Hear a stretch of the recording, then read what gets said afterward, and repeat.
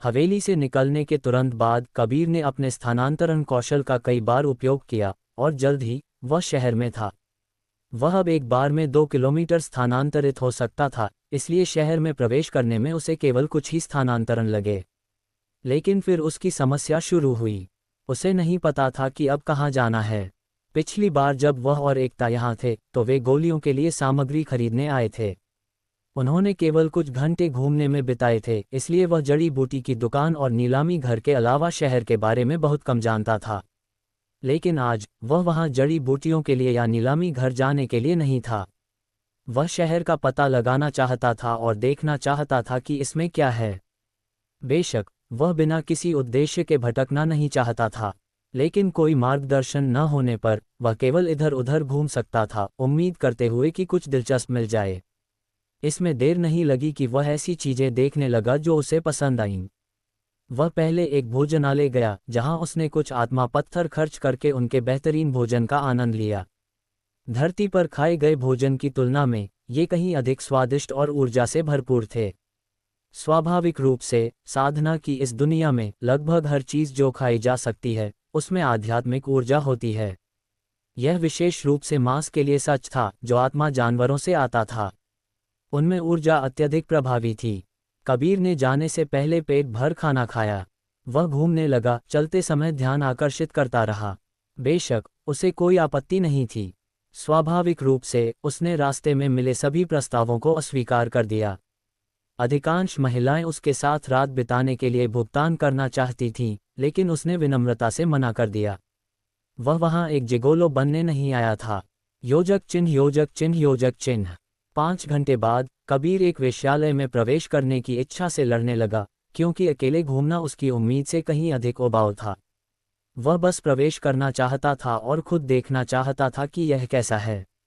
बेशक वह ऐसा नहीं करना चाहता था, लेकिन कुछ और दिलचस्प न होने पर वह इस पर विचार करने लगा। हालांकि जैसे ही उसकी इच्छाएं हावी होने लगी, एक निश्चित छोटी इंसान उसके दिमाग में आई। अच्छा विचार है, अगर मैं उस छोटी इंसान को ढूंढ लूं तो वह निश्चित रूप से कुछ अद्भुत जगहों के बारे में जानती होगी जहां मैं घूम सकता हूं। कबीर ने बुदबुदाया, फिर आगे बढ़ गया। जल्द ही वह लीला के केक की दुकान के सामने था। हालांकि 4 दिन पहले की तरह ये बंद थी। इस बार हालांकि उसने बगल की दुकान में पूछा, माफ कीजिए देवी, क्या आप जानती हैं कि ये दुकान क्यों बंद है? कबीर ने पूछा। माफ करना युवक, लेकिन मैं नहीं जानती। आप अगली दुकान में पूछ सकते हैं, शायद वे कुछ जानते हों, दुकान की महिला ने विनम्रता से जवाब दिया। ठीक है, धन्यवाद। कबीर अगली दुकान पर गया। कृपया, क्या आप जानते हैं कि लीला ने दुकान क्यों बंद कर दी? इस बार उसने ऐसे स्वर में पूछा जो दिखाता था कि वह छोटी इंसान से परिचित था। अच्छा, उन्होंने कुछ दिन पहले एक बड़ी बिक्री के बाद दुकान बंद कर दी और तब से उन्होंने नहीं खोली है, दुकान की महिला ने जवाब दिया, जिससे कबीर ने हल्की भौहें चढ़ाईं। क्या ये 4 दिन पहले हुआ होगा? उसने पूछा। हाँ, उन्होंने लगभग 4 दिन पहले दुकान बंद की और तब से काम पर नहीं आए। यह उनके जैसा नहीं है। वे शहर के इस तरफ सबसे पहले दुकान खोलने वाले होते थे, इसलिए जब उन्होंने आना बंद कर दिया तो काफ़ी हैरानी हुई। समझ गया। कृपया, क्या आप जानते हैं कि वे कहाँ रहते हैं? कबीर ने पूछा। उसे तुरंत संदेह हुआ कि इसका संबंध उन आत्मा पत्थरों से था जो उसने छोटी इंसान को दिए थे, इसलिए वह इसकी जड़ तक जाना चाहता था। चूंकि वह वैसे भी ऊब गया था, छोटी इंसान और उसकी दादी की तलाश करना वह काम था जो वह समय बिताने के लिए कर सकता था। योजक चिन्ह योजक चिन्ह योजक चिन्ह। कुछ मिनट बाद वह चला गया और शहर के उत्तरी हिस्से की ओर चल दिया। कुछ बार स्थानांतरित करने के बाद भी वहां पहुंचने में उसे 1 घंटा लग गया। लीला और उसकी दादी शहर के एक छोटे से गांव जैसे हिस्से में रहते हैं जिसे भूरा वृक्ष कहा जाता है। नाम शाब्दिक है, क्योंकि जब कबीर शहर के उत्तरी हिस्से के पास पहुंचा तो दूर एक बड़ा भूरा पेड़ देखा जा सकता था। ये युगों से वहां था, इसलिए गांव को ये नाम दिया गया। कबीर ने जल्दी से उस दिशा में अपना रास्ता बनाया जो दुकान वाली महिला ने उसे बताई थी।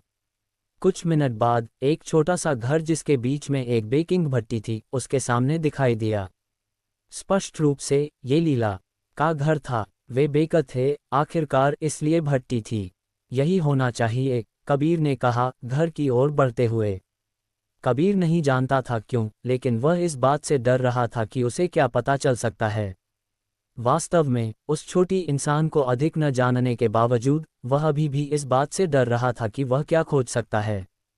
पिछली बार जब वह लीला से मिला था तो वह केवल उसे 2 तांबे के सिक्कों में केला केक बेचना चाहती थी। हालांकि क्योंकि उसके पास तांबे के सिक्के नहीं थे, उसने उसे इसके बजाय आत्मा पत्थर दे दिए। इसका मतलब था कि जबकि उसे कोई परवाह नहीं थी, ये लीला और उन लोगों के लिए एक बड़ी बात थी जिन्होंने उनके लेन देन को देखा था। अभी उसे इस बात का बुरा लग रहा था कि उनके साथ क्या हुआ होगा। अगर उसके धन दिखाने के फैसले के कारण उसके साथ कुछ हुआ था तो उसे दोषी महसूस होगा। योजक चिन्ह, योजक चिन्ह, योजक चिन्ह। जैसे ही वह दरवाजे के पास पहुंचा, कबीर देख सकता था कि यह खुला था। उसने समय बर्बाद नहीं किया और अंदर चला गया, उम्मीद करते हुए कि छोटी इंसान या सकी दादी अंदर होंगी। हालांकि उसकी निराशा के लिए उसे कुछ नहीं मिला। वह कमरे के चारों ओर देखने लगा, लेकिन केवल एक छोटा बिस्तर देख सका जो स्पष्ट रूप से लीला के लिए था। कुछ भी अस्त व्यस्त नहीं था, लेकिन कबीर ने इसे उस तरह से नहीं देखा। उसने अपना मूल्यांकन करता कि आंख कौशल सक्रिय किया और अपनी दैवीय इंद्रिय से घर का निरीक्षण करने लगा। थोड़ी देर बाद उसने देखा कि दूसरे कमरे में कुछ चीजें वास्तव में अस्त व्यस्त थीं। एक दिया गिरा हुआ था और बिस्तर हिला हुआ लग रहा था। कबीर ने जल्दी से उस कमरे में प्रवेश किया और बिस्तर को और आगे हटा दिया। उसके नीचे उसने एक छोटा सा गुप्त स्थान पाया जो खुला हुआ था। हालांकि ये खाली था।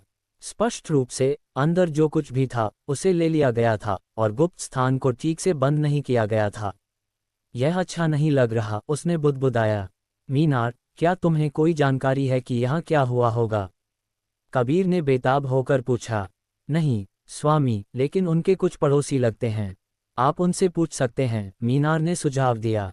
कबीर ने सिर हिलाया। कितना मूर्ख था मैं। हालांकि इस कमरे के बारे में तुम्हारा क्या कहना है? उसने फिर भी पूछा। स्पष्ट रूप से इसमें हाथ डाला गया है। हालांकि चीजों को देखते हुए ये किसी ऐसे व्यक्ति द्वारा किया गया था जो जानता था कि वे क्या कर रहे थे। तुम्हें लगता है कि लीला या उसकी दादी ने ऐसा किया? कबीर ने पूछा। ऐसा लगता है। अगर कोई घुसपैठिया होता तो कमरा इससे कहीं अधिक गंदा होता, लेकिन ये सिर्फ मेरा अनुमान है। अधिक जानकारी के लिए आपको पड़ोसियों से पूछना होगा। कबीर ने सिर हिलाया और घर के चारों ओर कुछ और मिनट बिताने के बाद वह बाहर गया और आसपास पूछताछ करने लगा। बेशक उसे एक युवक को लीला के घर के आसपास ताक झांक करते देखने में देर नहीं लगी। वह आदमी जैसे ही कबीर को घर से बाहर आते देखा, भाग गया, लेकिन इससे पहले कि वह 3 कदम उठा पाता, कबीर ने अपना स्थानांतरण कौशल इस्तेमाल किया और उसके सामने प्रकट हो गया। कबीर तुरंत उस युवक के सामने प्रकट हुआ, उसका रास्ता रोकते हुए। युवक ठिठक गया, उसकी आंखें घबराहट से फैल गईं और वह एक कदम पीछे हट गया। वह आखिरकार ताक झांक कर रहा था, इसलिए पकड़े जाने ने उसे पूरी तरह से चौंका दिया। कबीर ने स्थानांतरण कौशल का उपयोग करके उसके सामने प्रकट होकर उसकी अचानक उपस्थिति को और भी चौंकाने वाला बना दिया। अरे आराम से, कबीर ने कहा अपने हाथों को शांत करने वाले इशारे में उठाते हुए। मैं तुम्हें कोई नुकसान नहीं पहुंचाना चाहता, बस बात करना चाहता हूं। युवक झिझका, भागने का रास्ता ढूंढने लगा, लेकिन फिर उसके दिमाग ने कुछ त्वरित गणनाएं की और उसने शांत होकर उस आदमी की बात सुनने का फैसला किया। आखिरकार वह 300 मीटर दूर था, फिर भी यह आदमी उसके सामने ऐसे प्रकट हुआ जैसे वे आमने सामने खड़े हों। भले ही वह अपनी पूरी ताकत लगा देता, उससे बचना असंभव था। मैं सच कह रहा हूं, कबीर ने जारी रखा। मैं सिर्फ बात करना चाहता हूं। देखो, मैं लीला और उसकी दादी को ढूंढ रहा हूं। तुम उन्हें जानते हो, है न? उद्धरण चिन्ह। और वैसे तुम्हारा नाम क्या है? कबीर ने पूछा, ये सुनिश्चित करते हुए कि तनाव कम हो। चेन, युवक ने जवाब दिया, उसकी सांसें सामान्य होने लगीं। ठीक है चेन, क्या तुम मुझे बता सकते हो कि तुमने लीला या उसकी दादी को आखिरी बार कब देखा था? कबीर ने पूछा। ओह, 2 दिन पहले, चेन ने अपने गर्दन के पीछे हाथ रगड़ते हुए कहा। मैंने लीला को सुबह सुबह देखा था, लेकिन उस दिन बस इतना ही था।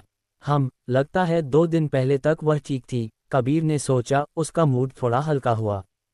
ठीक है, क्या वह 2 दिन पहले जब तुमने उसे देखा था तब वह चिंतित लग रही थी? कबीर ने फिर पूछा। ऐसा नहीं है जैसा मैं सोच सकता हूँ। हालांकि मैंने रात में कुछ अजीब आवाज़ें सुनी थीं, लेकिन चूंकि यह मेरा काम नहीं था, मैंने कभी जांच करने की जहमत नहीं उठाई। अच्छा, आज मैंने जांच की क्योंकि लीला केक नहीं ला आई थी। कुछ अजीब? कृपया विस्तार से बताओ। हाँ, मैंने कुछ खिंचाव की आवाज़ सुनी, जैसे कुछ फर्नीचर को फर्श पर खींचा जा रहा हो।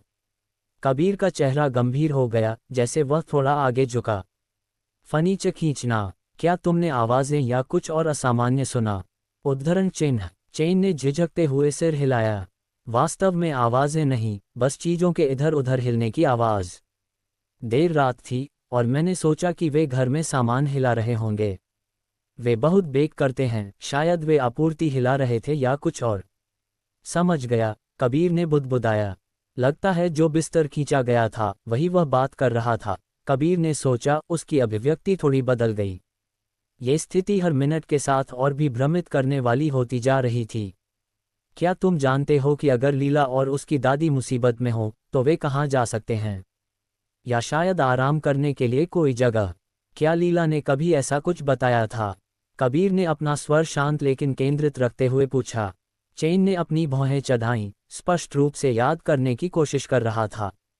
एक पल के बाद उसने सिर हिलाया। लीला ने एक बार जंगल में एक झोपड़ी का जिक्र किया था। उसने कहा कि वह और उसकी दादी कभी कभी आराम करने के लिए वहां जाते थे। यह उसके घर से थोड़ा दूर है, लेकिन गांव के बाहरी हिस्से में नदी पार करने के बाद थोड़ी ही दूरी पर है। कबीर की आंखें उम्मीद और दृढ़ संकल्प के मिश्रण से चमक उठीं। जंगल में एक झोपड़ी, ये जानना अच्छा है। धन्यवाद, चेन, तुमने वास्तव में मदद की। चेन ने कंधे उचकाए। मैं बस आशा करता हूं कि वे ठीक होंगे। लीला एक अच्छी इंसान है और उसकी दादी... अच्छा, वह थोड़ी सख्त हो सकती हैं, लेकिन उनका इरादा अच्छा है। मैं उन्हें ढूंढ लूंगा, कबीर ने दृढ़ता से कहा। उसने एक थैली निकाली और चेन को दे दी। इससे पहले कि वह उसे खोल पाता, कबीर पहले से ही कई किलोमीटर दूर था। चेन ने आखिरकार थैली खोली और उसकी आंखें फैल गईं। बस इतने में कबीर ने उसे 20,000 तमा पत्थर देकर उसकी जिंदगी बदल दी थी। योजक चिन्ह, योजक चिन्ह, योजक चिन्ह। दर्जनों बार स्थानांतरित करने के बाद कबीर रुक गया और इसके बजाय चलना शुरू कर दिया। जल्द ही वह उस नदी पर पहुंच गया जिसका चेन ने उल्लेख किया था। उसने इसे तेजी से पार किया और चेन द्वारा वर्णित झोपड़ी की ओर बढ़ता रहा। बेशक, चूंकि वह सटीक स्थान नहीं जानता था, उसने अपनी दैवीय इंद्रिय पर भरोसा किया। 12 किलोमीटर के दायरे को पूरी तरह से स्कैन किया। उसे कोई जल्दी नहीं थी, इसलिए 2 घंटे के बाद भी उसने जंगल में केवल कुछ मील की दूरी तय की थी। रास्ते में उसने क्षेत्र में स्तर 1 और स्तर 3 के बीच कई आत्मा जानवर देखे। नोट: आत्मा जानवरों का साधना आधार मनुष्यों के समान होता है, लेकिन उनके स्तरों को श्रेणियों में मापा जाता है। श्रेणी एक जड़ जागरण से मेल खाती है, और प्रगति एक समान पैटर्न का पालन करती है। वे उसके लिए कोई वास्तविक चुनौती नहीं थे, इसलिए कबीर ने उन पर अधिक ध्यान नहीं दिया। बेशक, कुछ ने उसका सामना करन एक ही हिम्मत की, केवल उसकी तलवार के नीचे जल्दी से गिर गए। 5 घंटे बाद उसे अभी भी झोपड़ी नहीं मिली थी और मौसम बदलने लगा था। रात हो रही थी, लेकिन कबीर को कोई परवाह नहीं थी। 1 घंटे बाद उसकी इंद्रियों ने पूर्व में कुछ किलोमीटर दूर एक छोटी सी झोपड़ी का पता लगाया। बिना किसी हिचकिचाहट के उसने स्थान अवतरण किया, सेकंडों में उस स्थान पर प्रकट हो गया। यह एक छोटी सी लकड़ी की झोपड़ी थी। सब कुछ लकड़ी का बना था, लेकिन इसके दिखने से लकड़ी साधारण नहीं थी। वर्षों के बाद भी यह अभी भी मजबूत दिखती थी और इसकी गुणवत्ता खोने का कोई संकेत नहीं दिखा रही थी। हालांकि दरवाजा लात मारकर तोड़ा गया था और आधा टूटा हुआ था। कबीर की इंद्रियां तुरंत फैल गईं, लेकिन उसने कुछ भी नहीं पाया। इसने उसे जल्दी से अंदर भागने पर मजबूर कर दिया, ये देखने के लिए कि क्या गलत था। जैसे ही वह दरवाजे से गुजरा, हालांकि एक हमला उसके ठीक सामने प्रकट हुआ। यह इतना अचानक था कि जैसे ही उसने टूटे हुए दरवाजे को चीरा, हमला उस तक पहुंच गया। अगले ही पल कबीर घर से 2 किलोमीटर दूर था। उसने अंतिम क्षण में स्थानांतरण का उपयोग करके भागने के लिए किया था, लेकिन उसने जल्दी से फिर से झोपड़ी में वापस जाने का रास्ता बना लिया। इस बार हालांकि वह अंदर नहीं घुसा।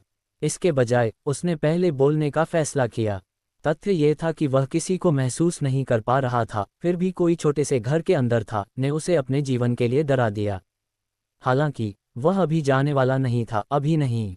बेशक कुछ भी कहने से पहले उसे पहले मीनार से पूछना था। लेस देन मीनार, क्या तुम अंदर किसी को महसूस कर रहे हो? ग्रेटर दैन कबीर ने पूछा। हाँ स्वामी, एक शक्तिशाली आत्मा साधक अंदर है, लेकिन वे मौत के करीब हैं। लेस देन मौत के करीब। ग्रेटर दैन कबीर के दिल की धड़कन एक पल के लिए धीमी हो गई। हालांकि वह लीला को अच्छी तरह से नहीं जानता था, वह सिर्फ उस छोटी इंसान के मरने के विचार को सहन नहीं कर सकता था, या इससे भी बदतर, हमेशा के लिए किसी की कठपुतली बन जाना। नमस्ते, मेरा नाम कबीर है। मैं कुछ हद तक उस छोटी इंसान का दोस्त हूँ जिसे लीला कहा जाता है।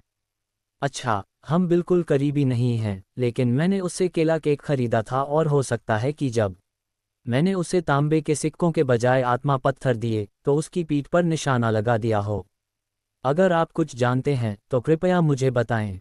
मेरे पास विश्वास करने के कारण है कि उसका जीवन मेरे लापरवाह कार्यों के कारण खतरे में हो सकता है, और मैं बस मदद करना चाहता हूं, कबीर ने कहा, धीरे धीरे दरवाजे की ओर बढ़ते हुए। वह नहीं जानता था कि अंदर कौन था या वह उन्हें महसूस क्यों नहीं कर पा रहा था।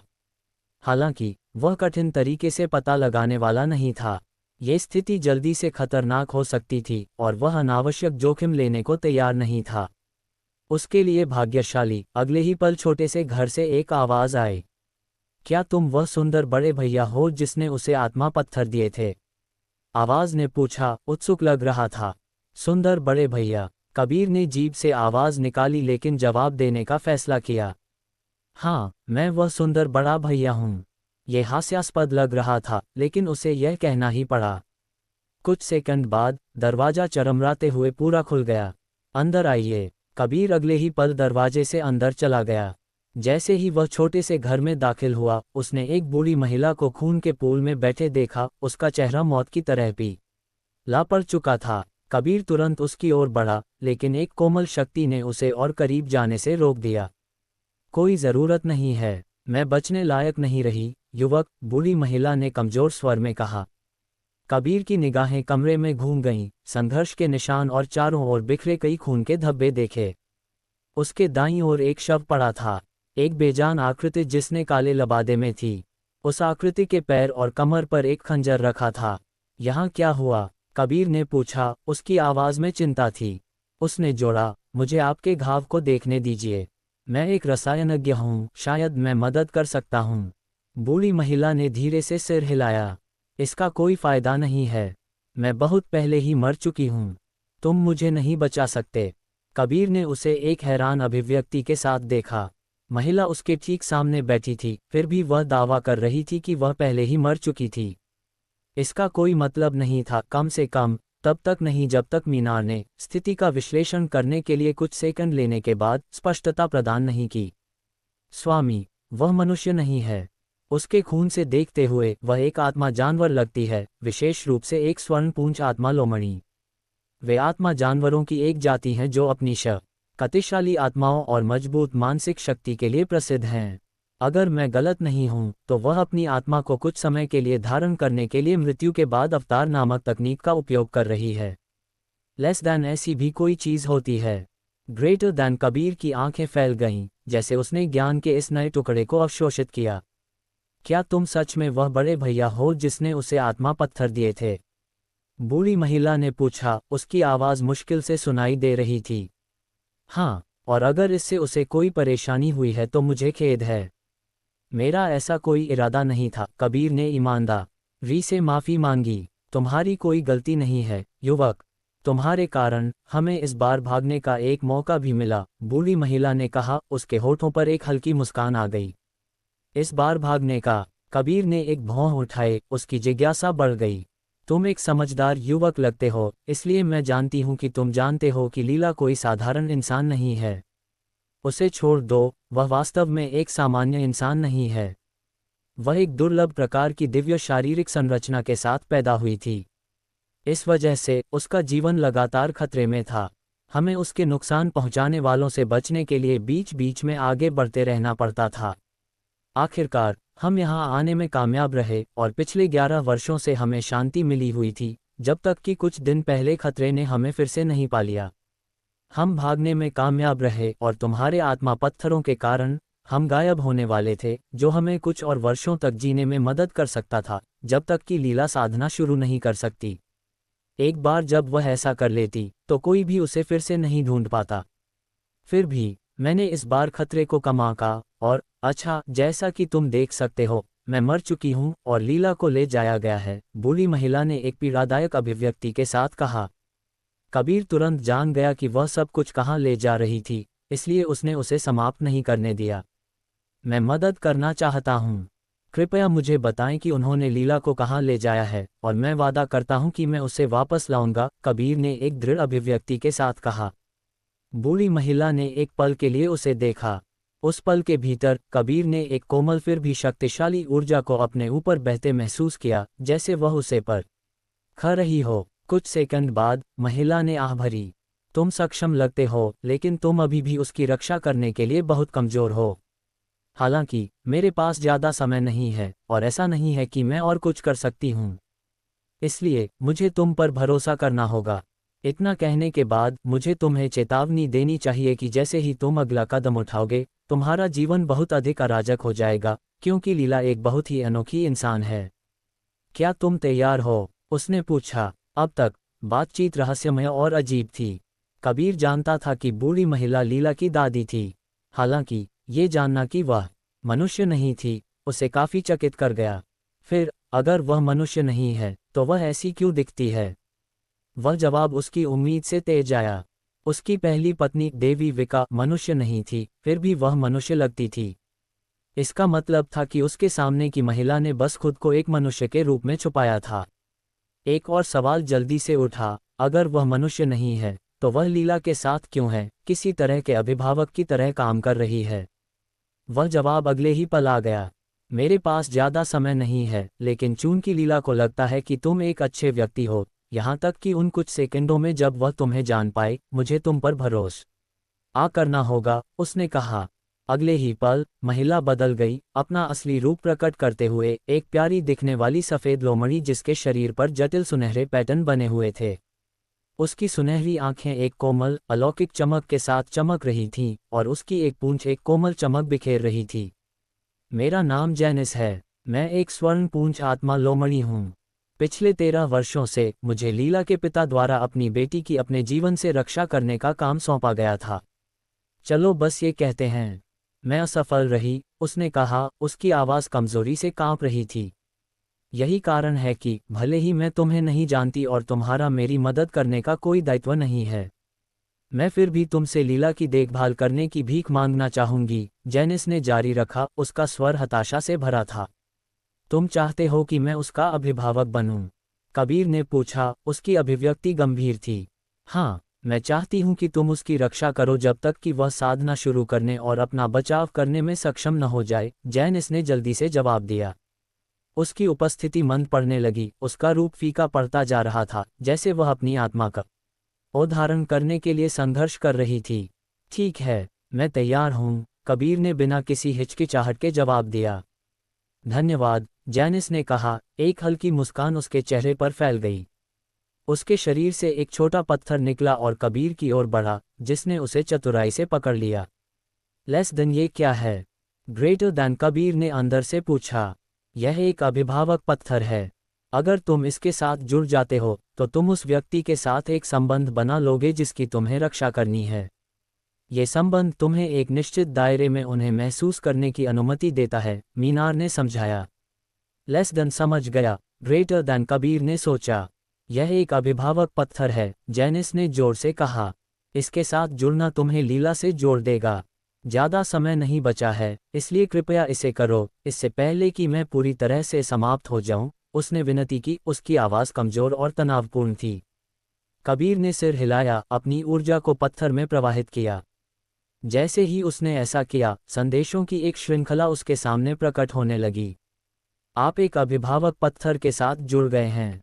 जोड़ स्वास्थायी रूप से आपकी आध्यात्मिक शक्ति में जोड़े गए। आवश्यकता पूरी हुई। अभिभावक मीनार खुल गया है। इसे पूरी तरह से जागृत करने के लिए आपको जड़ महानायक बनना होगा। आपने लीला नाम के मनुष्य को अपने अभिभावक मीनार में जोड़ा है। क्योंकि यह आपका पहली बार अभिभावक बनना है, अभिभावक रक्षा नामक कौशल खुल गया है। योजक चिन्ह योजक चिन्ह योजक चिन्ह। कौशल, अभिभावक रक्षा, श्रेणी, दिव्य, रैंक, एसएसएस। आप अपने संरक्षण में रहने वालों को 2 मील की दूरी से महसूस कर सकते हैं। ये दूरी आपकी आत्मा के बढ़ने के साथ बढ़ती जाएगी। जब भी आपके संरक्षण में रहने वाले किसी को नुकसान पहुंचाया जाता है तो आपको 10 मिनट के लिए अपने सभी गुणों में 500% की वृद्धि मिलेगी। दुष्प्रभाव, अत्यधिक गुस्सा और खून की प्यास। आपके संरक्षण में रहने वाले सभी लोग जीवन और मृत्यु की स्थिति में आपकी ताकत का एक हिस्सा प्राप्त करेंगे। नोट: आप किसी भी तरह से कमजोर नहीं होंगे। आपको अपने संरक्षण में रहने वालों से उनके साधना करते समय आध्यात्मिक ऊर्जा का एक हिस्सा मिलेगा। दिन में एक बार आप अपने से जुड़े लोगों की रक्षा के लिए अभिभावक का प्रकोप कौशल का उपयोग कर सकते हैं। ये कौशल आपको आपके सभी गुणों में 2000% की वृद्धि देगा। योजक चिन्ह योजक चिन्ह योजक चिन्ह। धत्तेरी। कबीर घटनाओं के इस मोड़ से थोड़ा चौंक गया था। चीजें उसकी समझ से कहीं तेजी से आगे बढ़ रही थीं, फिर भी वह बता सकता था कि उसने एक और शक्ति खोल ली थी। एक अभिभावक मीनार हो, कबीर ने सोचा, खुशी की एक झलक महसूस करते हुए। लेकिन लीला अभी भी गायब थी, इसलिए उसने खुद को शांत रहने और वहां जो करने आया था उस पर ध्यान केंद्रित करने के लिए मजबूर किया। मैं कर चुका हूं, कबीर ने कहा, जैसे अभिभावक पत्थर कहीं गायब हो गया। जैनिस को उसकी परवाह नहीं लग रही थी। उसका रूप अब अस्तित्व और गायब होने के बीच झिलमिला रहा था। उसकी जीवन शक्ति ने बहुत पहले ही इस दुनिया को छोड़ दिया था। उसकी जीवन शक्ति की केवल एक छवि आत्मा के रूप में संरक्षित बाकी रह गई थी। अच्छा, चूंकि मैं युवती की रक्षा करने के अपने मिशन में असफल रही, मैं सुनिश्चित करूंगी कि तुम्हारे पास उसे बचाने की शक्ति हो। तुम इसे बना सकते हो या नहीं, तुम्हारी ताकत तुम्हारे भाग्य पर निर्भर करेगी। अपना हाथ दो। कबीर ने जल्दी से आज्ञा मानी और अपना हाथ बढ़ाया। जब तुम युवती को ढूंढ लो तो उसे बताना कि मुझे खेद है। उसे बताना कि उसे निराश करने के लिए मुझे माफ कर दे। जैसे ही जैनिस ने ये शब्द कहे, वह एक सुनहरे धुएं में बदल गई जो उसके हाथ में समा गई। कबीर एक पल के लिए चौंक गया, लेकिन फिर संदेशों का एक नया सेट दिखाई देने लगा। योजक चिन्ह योजक चिन्ह योजक चिन्ह। आपने एक आत्मा अवशेष अवशोषित किया है। नाम: स्वर्ण पूंछ आत्मा लोमड़ी आत्मा टुकड़ा। आवश्यकता पूरी हुई। आत्मा मीनार जागृत हो रहा है। आपने आत्मा मीनार खोल लिया है। इसे पूरी तरह से जागृत करने के लिए आपको जड़ महानायक बनना होगा। आपकी अराजक ड्रैगन वंश आत्मा टुकड़े के प्रति प्रतिक्रिया कर रही है। आपकी अराजक ड्रैगन वंश आत्मा टुकड़े के साथ जुड़ गई है। एक नया वर्ग जागृत करने का प्रयास किया जा रहा है। बधाई हो, आपने एक नया वर्ग जागृत कर लिया है। वर्ग का नाम: आत्मा साधक आत्मा स्वामी। स्तर: श्रेणी 1। अब आप आत्मा साधना का अभ्यास कर सकते हैं। आपको आत्मा प्राणियों जैसे जानवरों, हथियारों और आत्माओं के साथ संवाद करने और उन्हें नियंत्रित करने की शक्ति मिल गई है। आप अपनी आत्मा ऊर्जा को परिष्कृत करके अपनी शारीरिक और आध्यात्मिक क्षमताओं को बढ़ा सकते हैं। आप अद्वितीय आत्मा आधारित तकनीकों और युद्ध कलाओं को सीख और अभ्यास कर सकते हैं। आपने एक नया आत्मा कौशल खोल लिया है: आत्मा अवशोषण। कौशल का नाम: आत्मा अवशोषण। श्रेणी: दिव्य, रैंक: एसएसएस। पराजित दुश्मनों की आत्मा का सार अवशोषित करें ताकि अपनी आत्मा शक्ति को मजबूत कर सकें। अवशोषित आत्मा ऊर्जा को स्वास्थ्य, सहन शक्ति या आध्यात्मिक भंडार में परिवर्तित करें। अस्थायी रूप से अवशोषित आत्माओं की क्षमताओं या यादों को प्राप्त करें। क्योंकि आपने एक बहुत शक्तिशाली आत्मा अवशेष अवशोषित किया है, अभिभावक रक्षा की संवेदन सीमा बढ़ गई है। अब आप अपने संरक्षण में रहने वालों को 1.0 मील के दायरे में महसूस कर सकते हैं। आपको अस्थायी रूप से जैनिस की यादें मिल गई हैं, जो युवती लीला छाया की बेटी की पूर्व अभिभावक थीं। अन्य सभी लाभ आपकी आत्मा के बढ़ने के साथ खुलेंगे। योजक चिन्ह योजक चिन्ह योजक चिन्ह। धत्तेरी, बस एक सामान्य छोटी इंसान की तलाश करने का क्या हुआ? कबीर ने बुदबुदाया, उसके होठों पर एक छोटी मुस्कान थी। क्या स्वामी जैनिस से प्राप्त यादों को सील करना चाहते हैं? मीनार ने पूछा। आत्मा अवशोषण क्षमता उसे उन लोगों की यादों तक अस्थायी रूप से पहुंच प्राप्त करने की अनुमति देती है जिन्हें उसने मारा है और जिनकी आत्माओं को उसने अवशोषित किया है। इसका मतलब है कि अगर वह किसी तरह दूसरों की यादें सीख लेता है तो वह उन्हें केवल अस्थायी रूप से रख सकता है, उसके बाद वे उसके दिमाग से गायब हो जाएंगी। बेशक, अगर उसके पास बहुत मजबूत दिमाग और आत्मा है, तो वह उन्हें अधिक समय तक बनाए रख सकता है। लेकिन अब, उसकी आत्मा केवल नश्वर अवस्था में है। आत्मा साधना में ग्रेडिंग प्रणाली आत्मा जानवरों के समान है। ये श्रेणी 1 से शुरू होती है और आगे बढ़ती है। सामान्य साधना की तुलना में, श्रेणी 1 जड़ जागरण के समान है। इसलिए, अगर वह यादों को इतना नियंत्रित करने की शक्ति चाहता है, तो उसे अपनी आत्मा को बहुत ऊंची श्रेणी तक साधना करनी होगी। लेस देन करो, मीनार। मुझे केवल उस पल से लेकर अब तक जो कुछ हुआ है, उस तक पहुंच दो, जब उन पर हमला हुआ था। ग्रेटर दैन, यादें सील कर दी गईं। आपको एक याद फाइल प्राप्त हुई है। कबीर ने वह भाग प्राप्त किया जो दिखाता है कि जैनिस ने कुछ दिन पहले अपने घर के आसपास छुपे हुए लबादे में लोगों को देखा था। ये तब था जब उन्होंने जल्दी दुकान बंद कर दी थी, क्योंकि कबीर ने 10 केला केक के लिए आत्मा पत्थरों से भुगतान करके उदार हो गया था। लेकिन एक बार जब वे घर पहुंचे, जैनिस, जो एक जड़ महानायक आत्मा साधक थी, उन आकृतियों को ताक झांक करते हुए महसूस करने में सक्षम थी। उसने पहले भी ऐसी ही स्थिति का अनुभव किया था, इसलिए उसने बिस्तर के नीचे गुप्त स्थान से अपनी छोटी सी बचत निकाली और लीला के साथ भाग गई। वे जंगल में झोपड़ी में भाग गए, जहां उसने उनके भागने से पहले लबादे में लोगों को दबाने की योजना बनाई थी। दुर्भाग्य से उसके लिए आए 3 लोगों में से 2 आत्मा निष्प्रभावी कलाकृतियां पहने हुए थे जो उसके आत्मा हमलों को रद्द कर रही थीं। अंत में, वह केवल एक को मारने में सफल रही, अपनी आत्मा और दिमाग का उपयोग करके एक चाकू को नियंत्रित किया, उसे दिल के माध्यम से छुरा घोंपा। लेकिन एक बहुत तेज फिर भी प्रभावशाली लड़ाई के बाद उसे भी दिल के माध्यम से छुरा घोंपा गया था। लीला को ले जाया गया और उसे खून बहने के लिए छोड़ दिया गया था। योजक चिन्ह, योजक चिन्ह, योजक चिन्ह। चतुर महिला, कबीर ने देखा, 2 आकृतियों के जाने से ठीक पहले जैनिस ने उनमें से एक पर एक मार्कर लगा दिया था। लेस देन मीनार, वह मार्कर क्या है और मैं इसे कैसे एक्सेस कर सकता हूँ? ग्रेटर दैन, कबीर ने पूछा। यह एक आत्मा ट्रैकिंग सील है। ये लगभग अदृश्य है और इसका उपयोग किसी को 200 मील की दूरी से ट्रैक करने के लिए किया जा सकता है। समझ गया, मैं वह कैसे करूं? कबीर ने बुदबुदाया, निर्देश मांगते हुए। अगले ही पल, उसकी आंखों के सामने एक संदेश दिखाई दिया। आपको एक याद फाइल प्राप्त हुई है। कबीर का दिमाग तुरंत सील को सक्रिय करने की विधि से भर गया। ये जैनिस की यादों से था। उसने जल्दी से कुछ हाथ के संकेत बनाए। उसके माथे पर एक छोटा सा निशान दिखाई दिया और उसकी आंखें एक पल के लिए सुनहरी चमकी, फिर बंद हो गईं। स्वामी को सील सक्रिय करनी होगी। जैसे ही आप उस व्यक्ति के 200 मील के भीतर होंगे, आप उन्हें महसूस कर पाएंगे। अच्छा, कबीर ने कुछ मिनटों के लिए चारों ओर देखा, लेकिन लबादे में उस व्यक्ति के मृत शरीर के अलावा वहां कुछ और दिलचस्प नहीं था। यहां तक कि जैनिस का खून भी वहां नहीं था। उसका शरीर भी चला गया था। कबीर ने लबादे में उस व्यक्ति को बाहर उठाया और उस पर कुछ भी मूल्यवान न पाकर उसकी रसायन लौ प्रकट हुई। लेकिन जैसे ही वह शरीर को जलाने वाला था, मीनार ने बात की। स्वामी उसकी अंदर की जेब में देखना चाह सकते हैं। कबीर ने उसकी अंदर की जेब की जांच की और एक प्रतीक पाया। उस पर एक खोपड़ी को काटता हुआ एक्स था। उसने इसे संक्षेप में देखा और फिर अपनी स्थानिक अंगूठी में फेंक दिया। अगले ही पल, शरीर जल गया और कबीर उत्तर की ओर आगे बढ़ने लगा। यादों से, जैनिस ने अपनी आखिरी सांस का उपयोग करके उन्हें 40 मील दूर एक स्थान तक ट्रैक किया था। कबीर विश्वास करना चाहता था कि इन 40 मील की यात्रा करने के बाद वह कुछ पा सकता है। अभी, कबीर का गुस्सा स्पष्ट कारणों से बढ़ने लगा था। अगर पहले वह सिर्फ लीला की तलाश करना चाहता था, तो इस बार वह उन लोगों को खोजने के लिए दृढ़ था, जिन्होंने उसकी दादी को मारने की हिम्मत की थी और उन पर क्रूरतम यातना का प्रहार करना चाहता था। शायद इसलिए कि वह अब लीला का अभिभावक बन गया था, लेकिन उसके बिना भी कबीर किसी को भी उसके बाद जाने से बचने नहीं देता, जिसे वह महत्व देता था। वह उस छोटी इंसान के बारे में भूल सकता था, हालांकि वह नहीं भूला।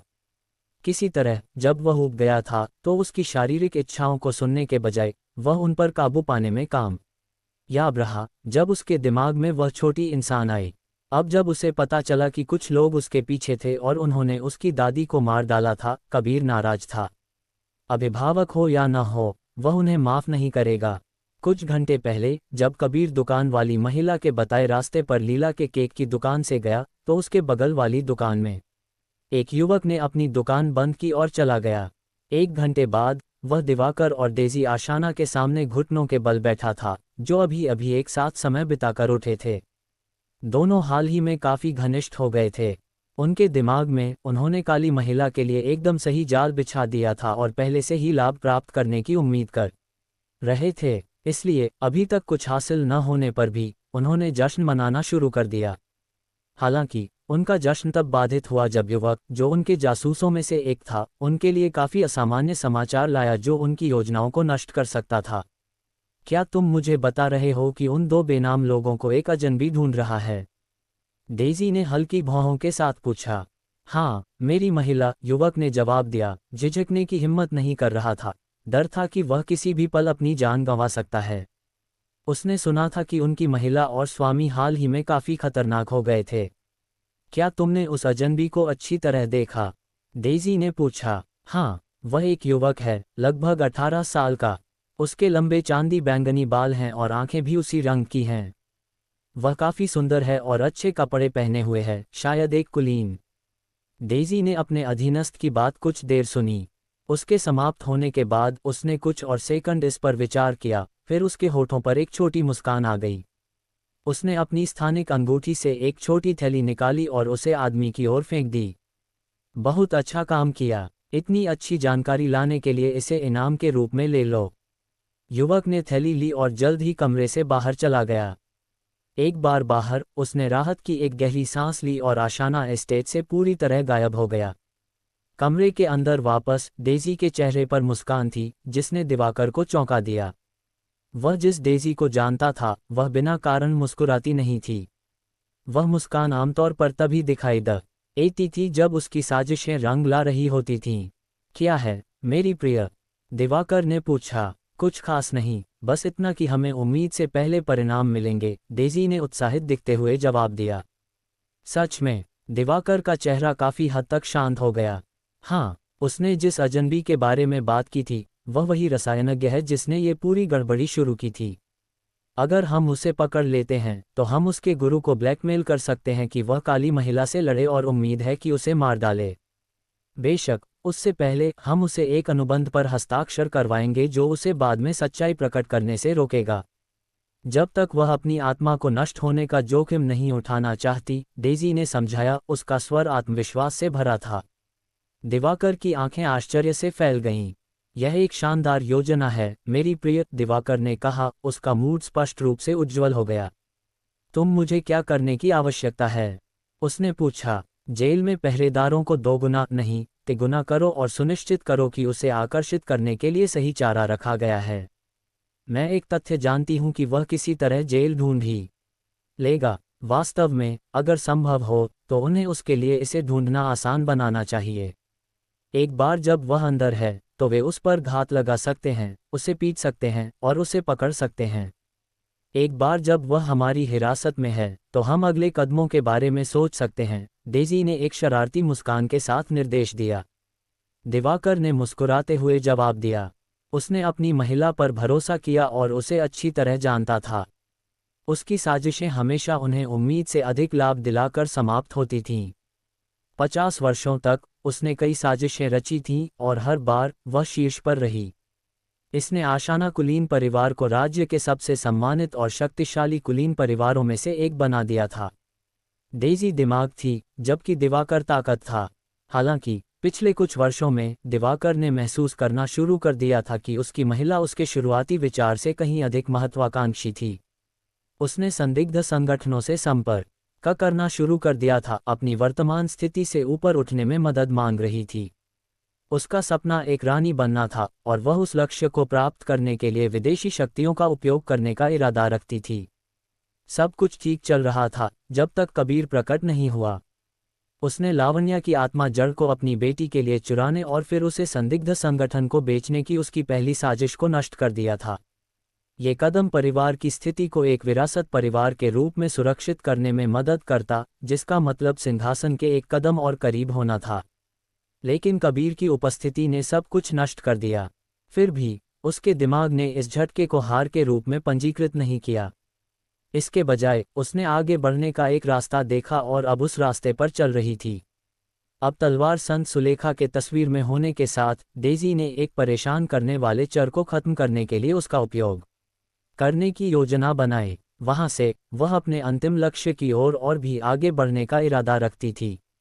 अगर एक आत्मा जड़ इस संदिग्ध संगठन के लिए इतनी उपयोगी थी तो एक दुर्लभ शारीरिक संरचना की कितनी कीमत होगी। डेज़ी कुछ समय से लीला की स्थिति पर शोध कर रही थी। किसी ने उसे एक दुर्लभ शारीरिक संरचना के बारे में बताया था जो एक भाग्य ला सकती है। स्वाभाविक रूप से उसके पास इस व्यक्ति पर भरोसा करने का कोई कारण नहीं था, लेकिन इसका मतलब यह नहीं था कि उसने लीला में नहीं देखा। जबकि कई लोग लीला को किसी ऐसे व्यक्ति के रूप में देख सकते हैं जिसे कोई बीमारी हो सकती है, यही कारण था कि वह इतनी छोटी थी। डेज़ी बेहतर जानती थी। हालांकि उसे यकीन नहीं था। वह इंतजार करना चाहती थी और देखना चाहती थी कि चीजें कैसे आगे बढ़ती हैं। ये तब तक था जब तक आत्मा जड़ का सौदा विफल नहीं हुआ। उसने जल्दी से एक नई योजना बनाई और चूंकि उसके पास अगली सबसे अच्छी चीज थी, वह उसके लिए चली गई।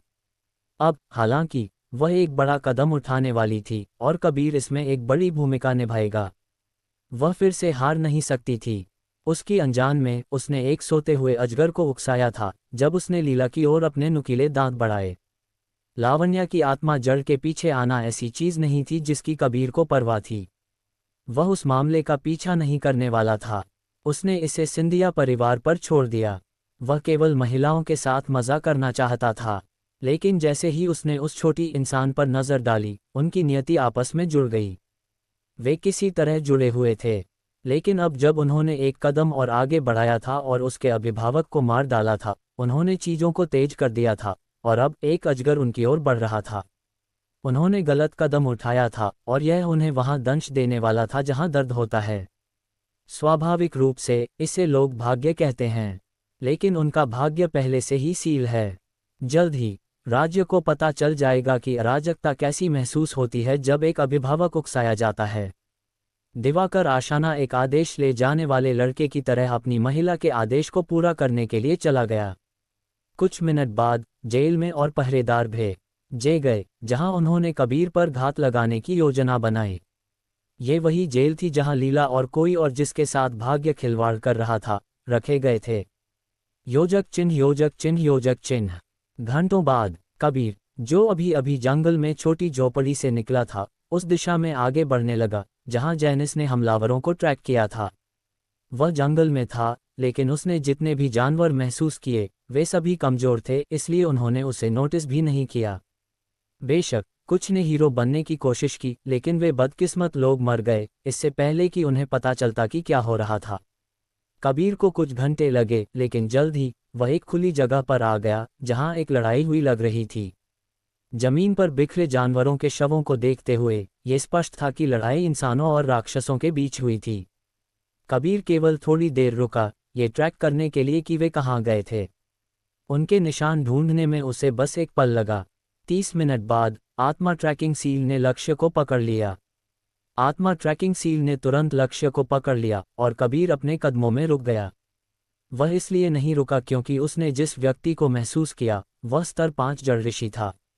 वह इसलिए रुका क्योंकि वह आने वाली घटना के लिए तैयारी करना चाहता था। उसने अपनी स्थिति पृष्ठ खोली। स्थिति जोड़ हरम जोड़ रसायन जोड़ वंश जोड़ अभिभावक जोड़ आत्मा साधक। नाम कबीर। आयु 18। वंश आदि अराजक ड्रैगन। वर्ग रसायनज्ञ। उपवर्ग तलवारबाज आत्मा साधक। साधना जड़ उस्ताद स्तर 5/9। शारीरिक शक्ति 375। शारीरिक गति 375। शारीरिक सहन शक्ति 455। आध्यात्मिक शक्ति 615। मानसिक शक्ति 645। स्वामी अब बहुत अधिक शक्तिशाली हैं, मीनार ने टिप्पणी की। गर्वित लग रहा था। कबीर इसे महसूस कर सकता था। मैं वास्तव में पिछले कुछ दिनों में बहुत मजबूत हो गया हूँ। हालांकि एक अभिभावक कभी भी पर्याप्त रूप से तैयार नहीं हो सकता, इसलिए मुझे अतिरिक्त सावधान रहना होगा। ये सिर्फ एक आंतरिक भावना है, लेकिन मैं अपनी ओर बढ़ते खतरे को महसूस कर सकता हूँ। या मेरा इंतजार कर रहे हैं, कबीर ने आह भरी। मैं कैसे मदद कर सकता हूँ स्वामी? मीनार ने पूछा। चूंकि यह एक सच्ची प्रणाली नहीं थी, बल्कि एक सेवक की तरह था, कबीर कुछ भी मांग सकता था। इसके विन्यास के अनुसार ये या तो अनुरोध स्वीकार करेगा यदि यह उसके स्वामी को लाभ पहुंचाता है, या इसे अस्वीकार करेगा और एक बेहतर विकल्प पेश करेगा। कबीर तब मूल्यांकन करेगा कि क्या उसे विकल्प पसंद है या नहीं। जब तक वे उसके अनुकूल समाधान पर नहीं पहुंच जाते, तब तक कोई निर्णय नहीं लिया जाएगा। तुम मुझे ये बताकर शुरू कर सकते हो कि मैं कितने लोगों का सामना करूंगा और छिपे हुए खतरे जिनसे मैं अनजान हो सकता हूं? कबीर ने पूछा। यह एक लंबा शॉट था, लेकिन उसे कोशिश करनी थी। मैं स्वामी की मदद कर सकता हूं, लेकिन मुझे आत्मा ट्रैकिंग सील तक पहुंचने और स्वामी की आत्मा शक्ति का एक हिस्सा उपयोग करने की आवश्यकता होगी, मीनार ने कहा। कबीर ने इसके बारे में सोचा भी नहीं। आगे बढ़ो। उसने कुछ सेकंड के लिए अपनी आत्मा शक्ति को अपने शरीर से बाहर निकलते महसूस किया, फिर वह वापस आ गई। मैंने कुछ चीजें सीखने के लिए संबंध का उपयोग किया है। पहली बात, ये लोग डार्क लीजन गार्ड के रूप में जाने जाते हैं। वे आशाना कुलीन परिवार के कुलीन रक्षक हैं और राज्य में सबसे अच्छे लोगों में से हैं। उनके 3000 सदस्य हैं, लेकिन वर्तमान में 170 अंधेरे जेल में हैं, जहां युवती लीला को रखा गया है। 170 में से 100 जड़ उस्ताद अवस्था में हैं, 60 जड़ महानायक अवस्था में हैं और 10 जड़ ऋषि अवस्था में हैं। हालांकि 10 में से एक चरम जड़ ऋषि अवस्था में है। विडंबना यह है कि यह एक तलवारबाज भी है, जिसमें प्रारंभिक चरण की महानायक महारत है। उसके पास तलवार ऊर्जा और तलवार भावना तक पहुंच है, हालांकि तलवार भावना पर उसकी महारत अभी भी निपुण अवस्था में है। एक जादूगर भी है जो शक्तिशाली कमजोर करने वाले मंत्र डालने में सक्षम है। स्वामी यहाँ अपनी लीग से बाहर हो सकते हैं, लेकिन यही इसे मजेदार बनाता है। कबीर ने एक भौं उठाए और जवाब देने ही वाला था कि संदेशों का एक नया सेट दिखाई दिया। बेशक वह अचानक संदेशों से हैरान नहीं था। योजक चिन्ह, योजक चिन्ह, योजक चिन्ह। आपको एक महाकार्य प्राप्त हुआ है। यह आपका पहली बार यह कार्य प्राप्त करना है, इसलिए इनाम दोगुने हो जाएंगे। कार्य का नाम, अभिभावक की रक्षा। कार्य विवरण, आपके संरक्षण में एक व्यक्ति का जीवन खतरे में है। एक अभिभावक के रूप में आपको अपने जीवन से अपने वार्ड की रक्षा करने की आवश्यकता है। अपनी ताकत देख आओ। इनाम, 4 कौशल उन्नयन पास चूहे की मांद पदक, एक छिपा हुआ इनाम। योजक चिन्ह, योजक चिन्ह, योजक चिन्ह। लगता है मुझे अपना सर्वश्रेष्ठ खेल यहाँ लाना होगा, कबीर मुस्कुराया। जिस पल से वह इस दुनिया में आया था, वह एक अच्छी लड़ाई के लिए तरस रहा था। पिछली बार जब वह लड़ा था, तो यह एक तरफा था क्योंकि लक्ष्य बहुत कमजोर थे। लेकिन इस बार नहीं, विरोधी बहुत अधिक शक्तिशाली थे। एक स्तर 5 जड़ उस्ताद एक चरम संत के खिलाफ हो। काश गुरु यहाँ होते ये देखने के लिए, कबीर ने बुदबुदाया। अगर स्वामी चाहें तो मैं इसे रिकॉर्ड कर सकता हूँ। ऐसा करो दोस्त। हालांकि अगर मैं उसे बताऊंगा तो वह मुझ पर विश्वास करेगी, लेकिन वह इसे देखकर बहुत प्रसन्न होगी, भले ही यह सिर्फ एक वीडियो ही क्यों न हो। कबीर मुस्कुराया। अगर केवल वह जानता कि आगामी लड़ाई को रिकॉर्ड करने का निर्णय अपने बारे में बहुत कुछ जानने की कुंजी बन जाएगा। शुरू करने से पहले उसने जल्दी से अपने अंकों का आकलन किया, ये देखने के लिए कि वह अपनी ताकत कैसे सुधार सकता है। अकेले उसका 170 के खिलाफ होना पहले से ही अतिशयोक्ति थी। कम से कम वह खेल के मैदान को समतल कर सकता था। मीनार अंक 760,000, गुण अंक 310, कौशल उन्नयन अंक 8100। हम आत्मा जानवर को मारने से कुछ कौशल उन्नयन अंक मिले। मीनार, शक्ति और गति में 100 अंक जोड़ो, फिर सहन शक्ति और आध्यात्मिक शक्ति में 50 और आखिरी 10 मानसिक शक्ति में अंक जोड़ दिए गए। कबीर ने ऊर्जा की एक लहर को अपने माध्यम से गुजरते महसूस किया, ये पुष्टि करते हुए कि अंक वितरित हो गए थे। मेरे पास 8100 अंक भी हैं। मैं उन्हें कैसे खर्च करूं, मीनार? कबीर ने पूछा। चूंकि स्वामी के पास पहले से ही कुछ शक्तिशाली तलवार तकनीकें हैं, तत्व नियंत्रण कौशल को अभी के लिए निकाला जा सकता है। स्थानांतरण कौशल भी काफी मजबूत है, और अगर यह नहीं भी होता तो इसकी श्रेणी या रैंक को उन्नत करने के लिए पर्याप्त अंक नहीं हैं। 36 तंतु बुनाई प्रहार भी काफी मजबूत है, लेकिन चूंकि हमारे पास इसके लिए पर्याप्त अंक नहीं हैं, हम इसे बाद के लिए रख सकते हैं। लड़ाई के बाद आप इसे संभाल सकते हैं। अब एकमात्र कौशल जो आपके पास है जिसका अभी तक अधिक उपयोग नहीं है, वह है मूल्यांकनकर्ता की आंख। अभी के लिए वह कौशल केवल एसएस रैंक पर एक दुर्लभ श्रेणी का कौशल है। ये बहुत नहीं है, लेकिन यह और अधिक हो सकता है। लेकिन यह इस बात पर निर्भर करेगा कि स्वामी इसे उन्नत करना चाहते हैं या नहीं। ऐसा कहने के बाद कौशल में अभी भी बहुत क्षमता है जिसे खोजा जाना बाकी है। मूल्यांकनकर्ता की आंख, हो क्यों नहीं मीनार, चलो इसे उन्नत करें, कबीर ने कहा। स्वामी के पास 2 विकल्प हैं, जिनमें से प्रत्येक की लागत 5000 अंक होगी। पहला है कौशल की श्रेणी को दुर्लभ से पृथ्वी श्रेणी में उन्नत करना, कौशल को अगले स्तर तक ले जाना। दूसरा है रैंक को एसएस से एसएस तक बढ़ाना, पहले से मौजूद प्रभावों को मजबूत और बेहतर बनाना। श्रेणी के लिए जाओ, कबीर ने आदेश दिया। आदेश प्राप्त हुआ, कौशल उन्नत किया जा रहा है। मूल्यांकनकर्ता की आंख, कौशल सफलतापूर्वक दुर्लभ श्रेणी से पृथ्वी श्रेणी में उन्नत हुआ। आपने अपने कौशल को दुर्लभ से पृथ्वी श्रेणी में उन्नत कर लिया है। मूल्यांकनकर्ता की आंख, कौशल में बहुत सुधार हुआ है। कौशल का नाम भी बदल गया है। कौशल का नाम, मूल्यांकनकर्ता की आंख, अधिकतम श्रेणी पृथ्वी, रैंक एसएस। प्रभाव, एक साधारण नज़र से आप लोगों, जानवरों, वस्तुओं और बहुत कुछ के बारे में छिपे हुए विवरण सीख सकते हैं। इस कौशल ने आपकी जागरूकता भी बढ़ा दी है। शरीर की भाषा पढ़ने की आपकी क्षमता एक नई ऊंचाई पर पहुंच गई है। योजक चिन्ह, योजक चिन्ह, योजक चिन्ह। ये काफ़ी अच्छा है, कबीर ने बुदबुदाया। फिर उसने अपने हथियार के लिए पुकारना शुरू किया। सिंधिया हवेली के अंदर उसके कमरे में उसके बिस्तर पर पड़ी तलवार की म्यान गायब हो गई और उसके हाथ में प्रकट हो गई। स्वामी इससे कैसे संपर्क करेंगे? मीनार ने पूछा। मैं उनकी दहलीज पर ऐसे चलूंगा जैसे मैं इस जगह का मालिक हूं, कबीर ने मुस्कान के साथ कहा। स्वाभाविक रूप से वह अब काफ़ी आत्मविश्वास महसूस कर रहा था। अच्छा जवाब, स्वामी, मीनार ने जवाब दिया, और फिर एक नया कार्य दिखाई दिया। आपको एक साइड कार्य प्राप्त हुआ है। कार्य का नाम, अभिभावक का अहंकार। कार्य विवरण, भले ही आपका वार्ड मुसीबत में है, अपने कंधे ऊंचे रखकर चलो और उन्हें दिखाओ कि एक अभिभावक किस चीज़ से बना होता है। इनाम, राज्य निर्माण मंत्रमुग्ध पुस्तक। अच्छा तो फिर मैं आ रहा हूँ, कबीर मुस्कुराया और जेल की ओर चलने लगा।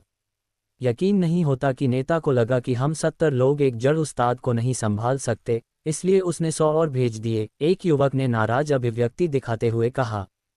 फाल्क, तुम्हें नेता पर और वह जो करता है उस पर भरोसा करना होगा। अगर मैं गलत नहीं हूं तो यह महिला डेजी से सीधा निर्देश था।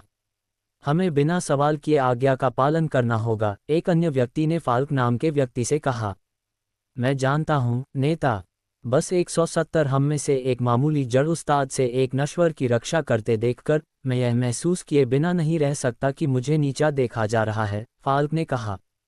वह उन 3 लोगों में से एक था जो लीला का अपहरण करने गए थे और वही व्यक्ति था जिसने लीला की दादी जैनिस को मारा था। एक स्तर 5 जड़ ऋषि के रूप में उसे लगा कि कबीर से एक नश्वर की रक्षा के लिए सुदृढ़ीकरण प्राप्त करना एक योद्धा के रूप में उसके गौरव का अपमान था। बेशक उनके नेता, जो वोट के नाम से जाने जाते हैं, ने भी ऐसा ही महसूस किया।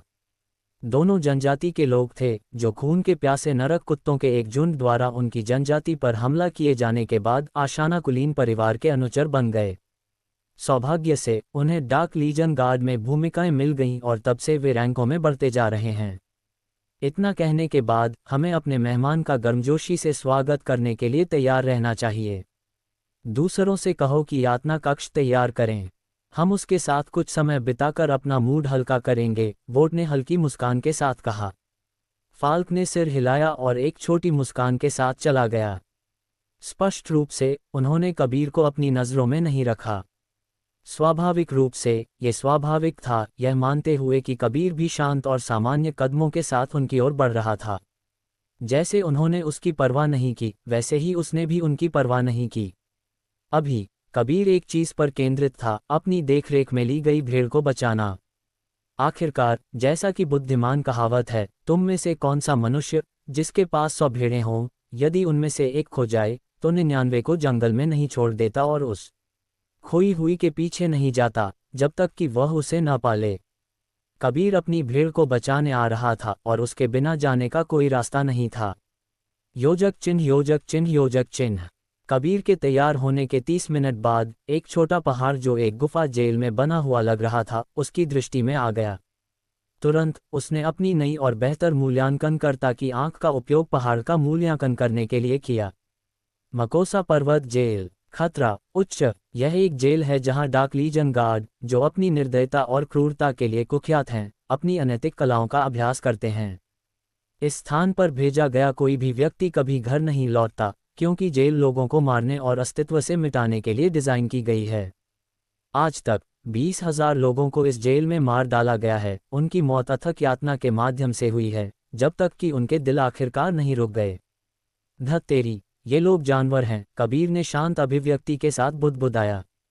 जल्द ही वह 10 मील के दायरे में आ गया।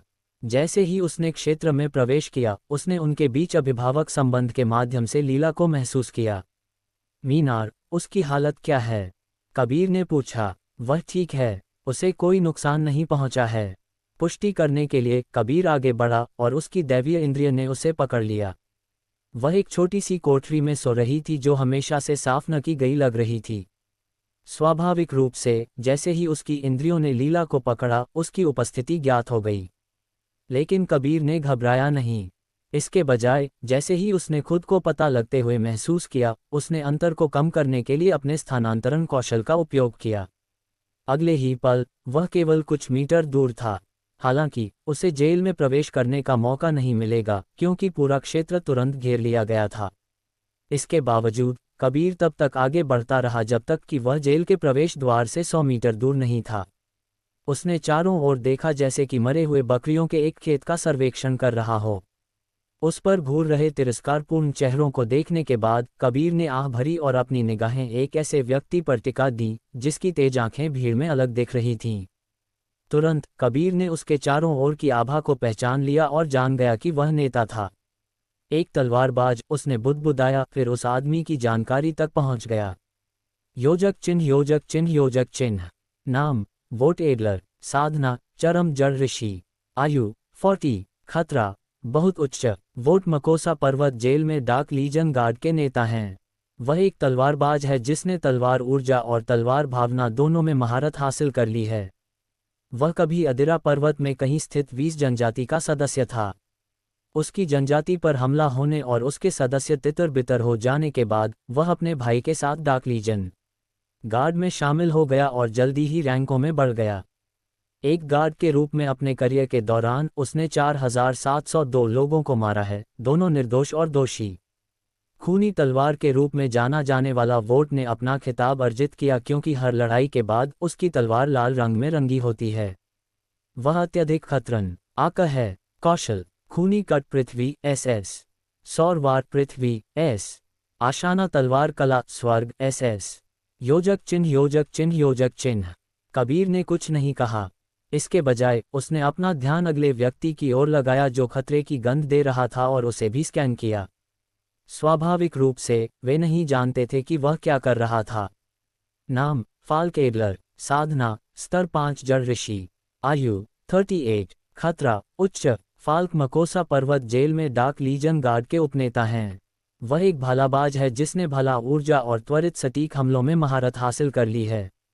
अपनी क्रूरता के लिए जाना जाने वाला फाल्क कैदियों को मारने से पहले दिनों तक प्रताड़ित करने का आनंद लेता है। उसने अपनी स्थिति उन सभी को खत्म करके हासिल की जिन्होंने उसे चुनौती दी, जिसमें उसके अपने साथी भी शामिल थे।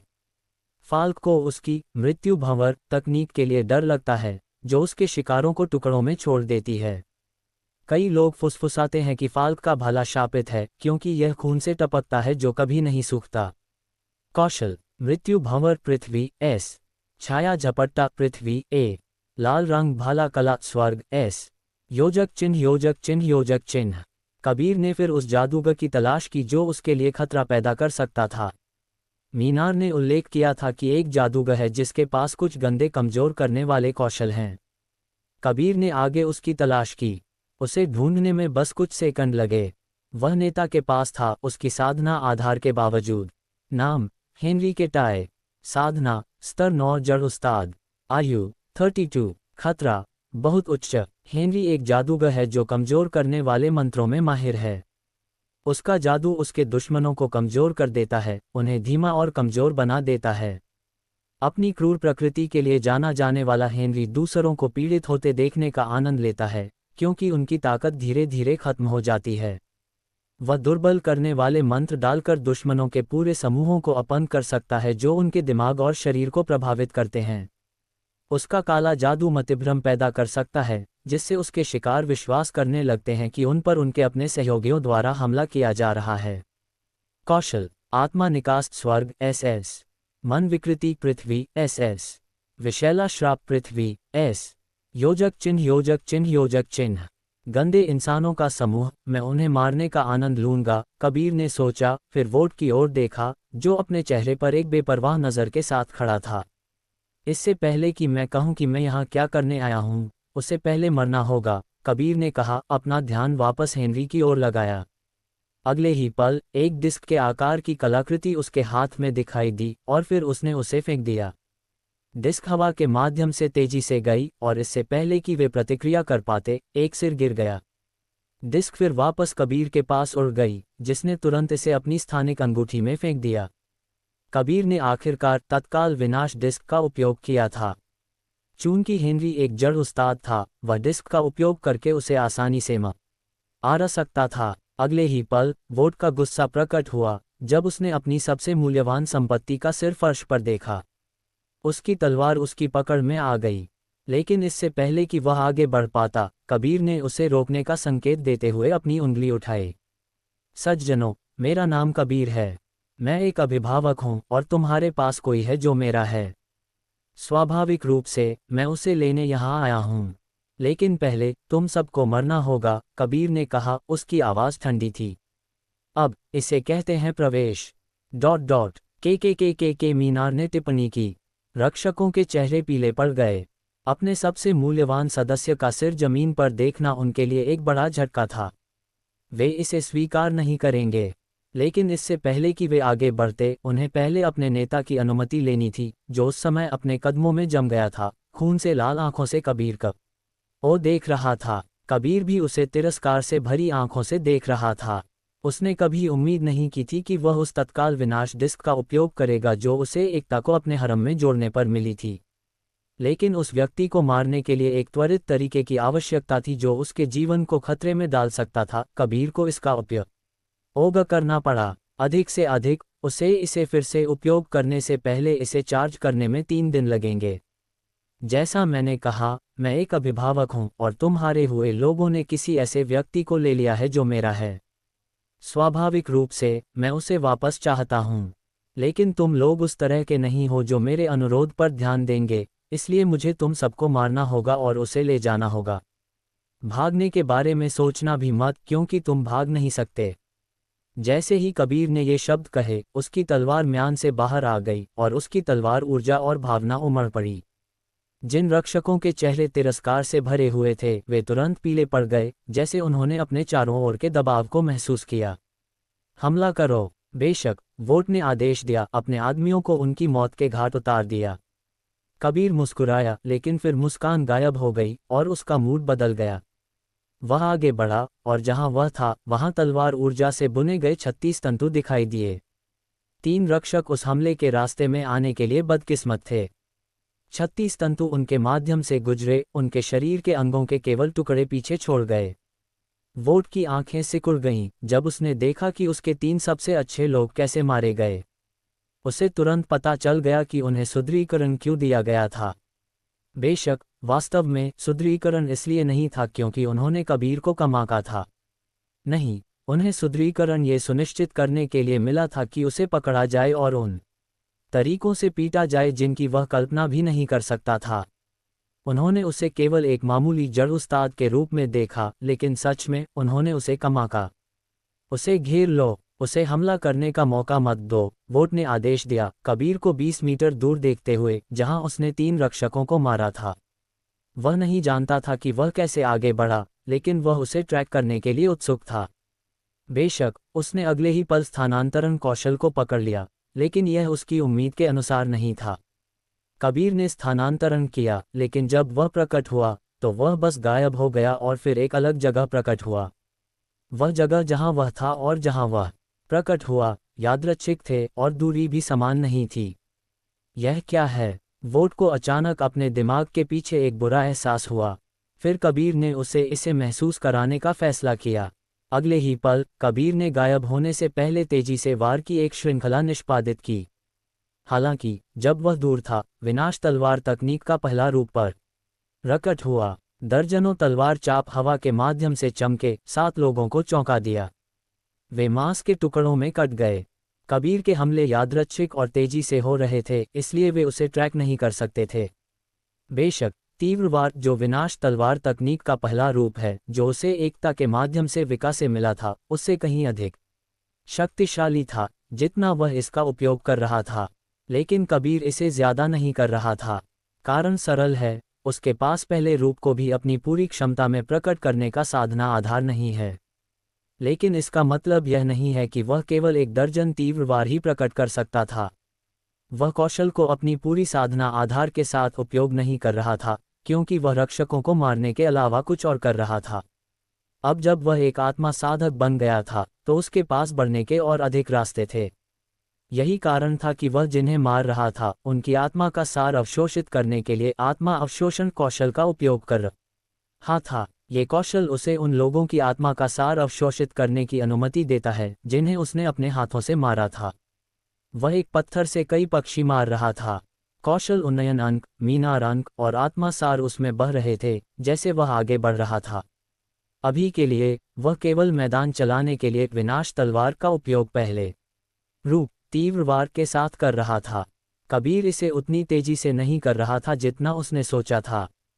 पहली बात, सभी 170 रक्षक बाहर थे, मतलब लीला सुरक्षित थी, और दूसरी बात, वह व्यक्ति जो उसे कठिन समय दे सकता था, मर चुका था।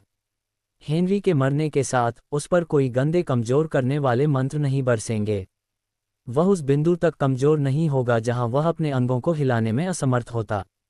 हेनरी को बाहर निकालने ने उस परिदृश्य को हटा दिया था, इसलिए अभी के लिए वह दूसरों के साथ मस्ती कर रहा था। बेशक वह 2 और लोगों से भी सावधान था। वोट और फाल्क ने अभी तक हमला नहीं किया था, लेकिन वह इस बात से ज्यादा चिंतित नहीं था, ये देखते हुए कि वे उसे कितनी तेजी से आगे बढ़ रहे थे, उसे रोक नहीं सकते थे। लेकिन अगर उन्होंने किया भी, तो वह इसे तोड़ सकता था। उसने अभी तक अपनी आभा नहीं छोड़ी थी, और यह एक बहुत ही महत्वपूर्ण क्षण के लिए था जो अभी तक नहीं आया था। कोई कह सकता था कि कबीर ने अपने लक्ष्यों को कम आंका था, और अब वह उब रहा था। 9 विपत्तियां तलवार प्रहार, सच्चा निराशा तलवार प्रहार। अचानक कबीर गरजा और अपनी तलवार म्यान से प्राप्त तकनीक का पहला रूप प्रकट किया। एक शक्तिशाली तलवार प्रकाश रक्षकों की ओर आगे बढ़ा। जो रक्षक तलवार प्रहार के प्राप्त करने वाले छोर पर थे, उन्होंने तुरंत निराशा महसूस की। उनके चेहरे पीले पड़ गए और उनके पैर जेली की तरह हो गए। वे केवल तलवार प्रकाश की प्रतीक्षा कर सकते थे, जो तलवार ऊर्जा से बना था और नफरत और द्वेष की भावना से मजबूत हुआ था, उन्हें निगल जाने के लिए। कबीर मुस्कुराया। तत्व नियंत्रण, अग्नि सिंह प्रहार। कबीर ने एक और हमला प्रकट किया, लेकिन इस बार तलवार ऊर्जा के बजाय एक ज्वलंत सिंह तलवार से बाहर निकाला गया और 4 रक्षकों को एक नीली आग में नहला दिया।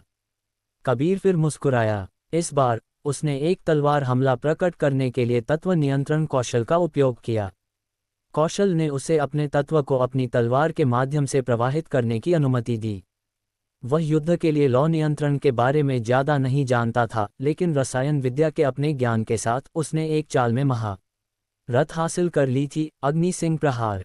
उसने जेल के रास्ते में ये सिंह देखा था, और अभी वह परीक्षण कर रहा था कि क्या यह उसकी उम्मीद के अनुसार काम करेगा। बेशक 4 लोगों के आग की चपेट में आने के साथ तकनीक सफल लग रही थी। केवल एक चीज बची थी कि वह तलवार ऊर्जा को इसमें कैसे मिलाए, इसमें महारत हासिल करे। लेकिन चूंकि यह काम कर गया, उसने रुकना नहीं किया। जल्द ही अग्नि सिंह के बाद अग्नि सिंह ने जगह भर दी। कबीर पीछे नहीं हट रहा था। जल्द ही 70% मर चुके थे, लेकिन वोट और फाल्क ने अभी भी हमला नहीं किया था। वे आदेश जारी करते रहे, लेकिन किसी ने आगे नहीं बढ़ा। शायद वे तब तक इंतजार करना चाहते थे जब तक वह उनके हर आखिरी रक्षक को मार नहीं देता। और कबीर ऐसा कर रहा था। वह उन्हें मार रहा था। 90% मर चुके थे, केवल कुछ ही बचे थे। लेकिन 2 सबसे मजबूत ने अभी भी कोई हरकत नहीं की थी। अन्य संत आगे आए, लेकिन कबीर उन्हें बिना दया के मार रहा था। बेशक वह अपनी आंखें दोनों से नहीं हटा रहा था। स्वामी, वोट और फाल्क नामक लोग भागने के लिए एक तकनीक का उपयोग करने वाले हैं, लेकिन वे अकेले नहीं जाएंगे। उन्होंने युवती पर एक मुहर लगा दी है। ये तकनीक 5 सेकंड में सक्रिय हो जाएगी और इसके लिए 2 लोगों की आवश्यकता है। क्या? कबीर ने तुरंत स्थानांतरण किया। अगले ही पल उसकी तलवार फाल्क की छाती में धंस गई। तकनीक रद्द हो गई और वोट को एक झटका लगा, लेकिन फिर उसने हमला किया। आशाना तलवार कला, पहला रूप, अंधा कर देने वाला वार। फाल्क का सिर फर्श पर था और 12 अन्य डार्क लीजन गार्ड भागने वाले थे। वोट ने कबीर पर हमला कर दिया, जो बस मुस्कुराया और स्थानांतरित हो गया। सब कुछ इतनी तेजी से हो रहा था कि वोट नहीं जानता था कि यह सब ऐसी स्थिति में कैसे समाप्त हुआ। वोट और फाल्क अवसरवादी थे।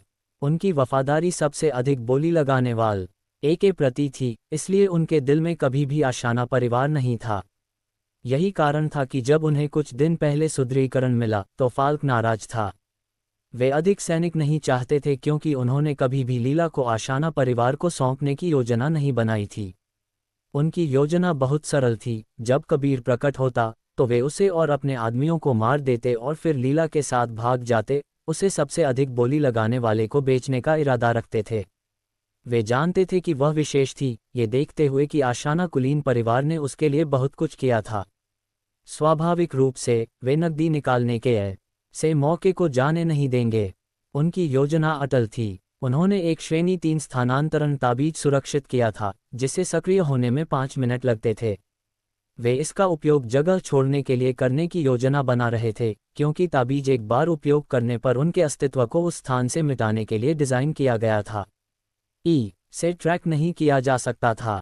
उन्होंने एक कारीगर से बॉडी डबल भी खरीदे थे और अपने आदमियों को मारने के बाद अपनी मौत का नाटक करने की योजना बनाई थी। इसलिए अधिक सुदृढ़ीकरण प्राप्त करना एक सिरदर्द था।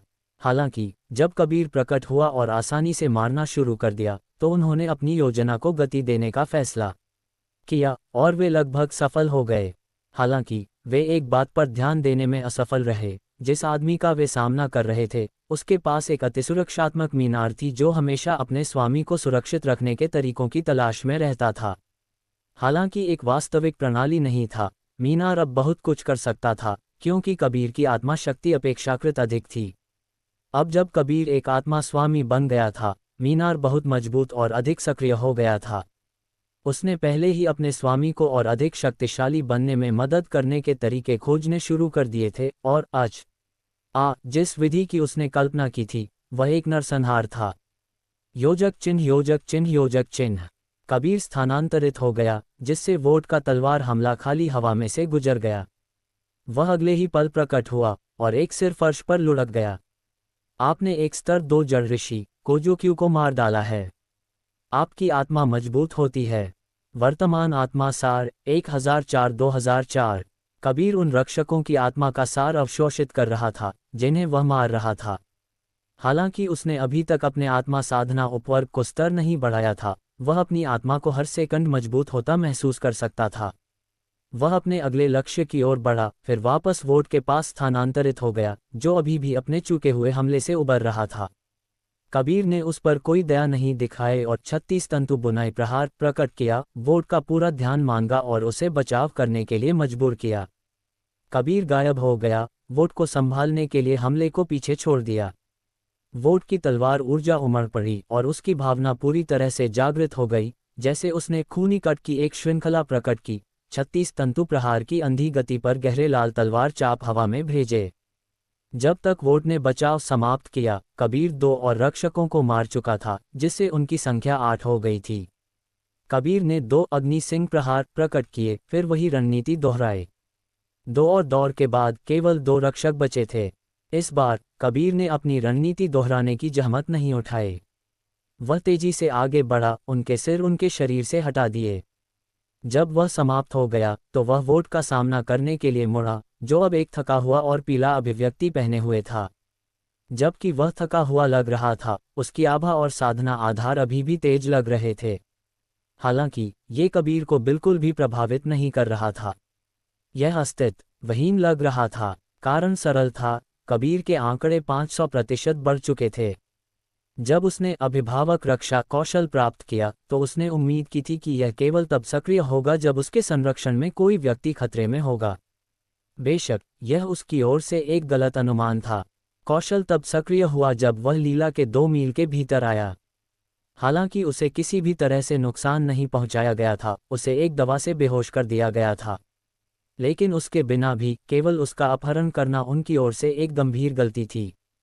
इसके अलावा कबीर अपने अंक वितरित करने और 169 आत्मा सार अवशोषित करने के बाद मजबूत हो गया था। यहाँ तक कि अपनी आभा का उपयोग किए बिना भी उसके सामने का चरम संत कोई खतरा पैदा नहीं करता था। उसका गुस्सा स्पष्ट था, लेकिन उसने एक स्पष्ट दिमाग बनाए रखा। तुम कौन हो? वोट ने पूछा, अपनी तलवार पर अपनी पकड़ कसते हुए। वह इसे महसूस कर सकता था, उसकी आभा कबीर को प्रभावित नहीं कर रही थी। यह उसे बहुत परेशान कर रहा था। बस एक विनम्र अभिभावक अपने वार की तलाश में, कबीर ने ठंडे स्वर में बुदबुदाया। तुम ऐसा क्यों कर रहे हो? एक मामूली नश्वर के लिए इतनी दूर कौन जाएगा? वोट ने मांग की। उसके आदमियों के सिर फर्श पर पड़े थे, जबकि वह उनकी परवाह नहीं करता था। एकमात्र व्यक्ति जिसकी वह परवाह करता था, वह अब सिरविहीन जमीन पर था। जैसा मैंने कहा, मैं यहाँ अपने वार्ड के लिए हूँ। कबीर आगे बढ़ा और अपनी तलवार वोट के दिल में घोंप दी। लेकिन अंतिम क्षण में कबीर ने हमला छोड़ दिया और अपनी तलवार अपने पीछे घुमाते हुए मुड़ गया। खनक, एक घूमती हुई डिस्क कबीर की तलवार से टकराई, जिससे वह पीछे की ओर उड़ गया। वह जमीन पर जोर से गिरा और बड़े ऊना के 2 मुंह भर उगले। दुर्भाग्य से वोट, जिसे कबीर मारने और उसकी यादें अवशोषित करने की योजना बना रहा था, उस डिस्क के रास्ते में था जो कबीर की तलवार से विक्षेपित हो गई थी। डिस्क ने उसे 2 हिस्सों में काट दिया। आशाना परिवार के बारे में और जानने की कबीर की योजना बर्बाद हो गई। लेकिन उसके पास उस पर ध्यान देने की विलासिता नहीं थी। मीनार ने उसे चेतावनी दी थी कि यह संभवतः एक बड़ा जाल हो सकता है। ये वास्तव में एक जाल था। सामने मंडरा रही थी एक महिला जिसके चेहरे पर एक भ्रूभंग मुखौटा था। वह काले कवच में लिपटी हुई थी और उसके चारों ओर की आभा को देखते हुए वह एक चरम जड़ ऋषि थी। स्वाभाविक रूप से वह कबीर को डराने के लिए अपनी आभा छोड़ रही थी, जिसने 10 मिनट से भी कम समय में 170 लोगों को मार डाला था। वह उसे कम नहीं आंक रही थी। स्वामी, मैंने युवती को पकड़ लिया है। बस कहें और हम यहाँ से निकल जाते हैं। हालांकि आपकी आत्मा इतनी मजबूत नहीं है कि आसानी से स्थानांतरण को संभाल सके। आप मरेंगे भी नहीं। लेस दैन अभी के लिए रुको, मीनार। ग्रेटर दैन कबीर ने जवाब दिया, जैसे उसने मुखौटे वाली महिला को देखा और पूछा, तुम कौन हो? उसके मन में पहले से ही एक योजना थी। मीनार उसकी आत्मा ऊर्जा का उपयोग उसे और लीला दोनों को स्थानांतरित करने के लिए करेगा। हालांकि इसका दुष्प्रभाव उसे 6 महीने तक बेहोश कर सकता था। कबीर वह परिणाम नहीं चाहता था, तब नहीं जब उसके पास अभी भी कुछ रास्ता था। सवाल ये होना चाहिए, तुम कौन हो, युवक? मैंने बहुत से मनुष्यों का सामना किया है जिनमें बहुत क्षमता थी, लेकिन तुम्हारे जैसा कोई नहीं, मुखौटे वाली महिला ने ठंडे स्वर में कहा। वह करीब आ गई, कबीर से बस 1 मीटर की दूरी पर रुक गई। कबीर ने सहज रूप से कुछ कदम पीछे लिए। मुझे बताओ, युवक, तुम्हारा नाम क्या है? महिला ने पूछा। मैंने पहले सवाल पूछा था, कबीर ने जवाब दिया। उसकी निगाहें महिला पर टिकी थीं। वह जानता था कि वह उसे हरा नहीं सकता, लेकिन उसके सामने झुकने से इनकार कर दिया। एक साहसी हूँ, मुझे ये पसंद है, उसने कहा। शुरू में मैं तुम्हें मारने की योजना बना रही थी, क्योंकि जब मैं परमाणु दिव्य शरीर का दावा करूंगी तो मैं कोई गवाह नहीं छोड़ सकती। लेकिन मैंने अपना मन बदल लिया है। तुम्हारी क्षमता के साथ तुम्हें अपना गुलाम बनाना कहीं अधिक लाभदायक होगा। इसलिए मनुष्य, क्या तुम स्वेच्छा से मेरे गुलाम बनोगे या तुम कठिन रास्ता पसंद करोगे? जैसे ही कबीर ने उसका सवाल सुना, उसके भीतर कुछ बदल गया। तुमने अभी क्या कहा? उसने पूछा। उसकी आवाज़ ठंडी हो गई, जैसे उनके चारों ओर का तापमान गिर गया। फिर सब कुछ अंधेरा हो गया। कबीर बेहोश हो गया। कुछ दिन पहले जब काली महिला आशाना हवेली से निकली तो वह तुरंत वहां से नहीं गई। वह हवेली से बस कुछ मीटर दूर थी जब डेजी और दिवाकर आशाना ने उसे कबीर के गुरु के माध्यम से मरवाने की अपनी योजना बनाए। बेशक उसे यह विचार पसंद नहीं आया। हालांकि वह शांत रही और उन्हें उसी तरह हेरफेर किया जैसे वे उसे हेरफेर करना चाहते थे। दिनों तक वह वहां रही, उनकी गतिविधियों पर नजर रखती रही।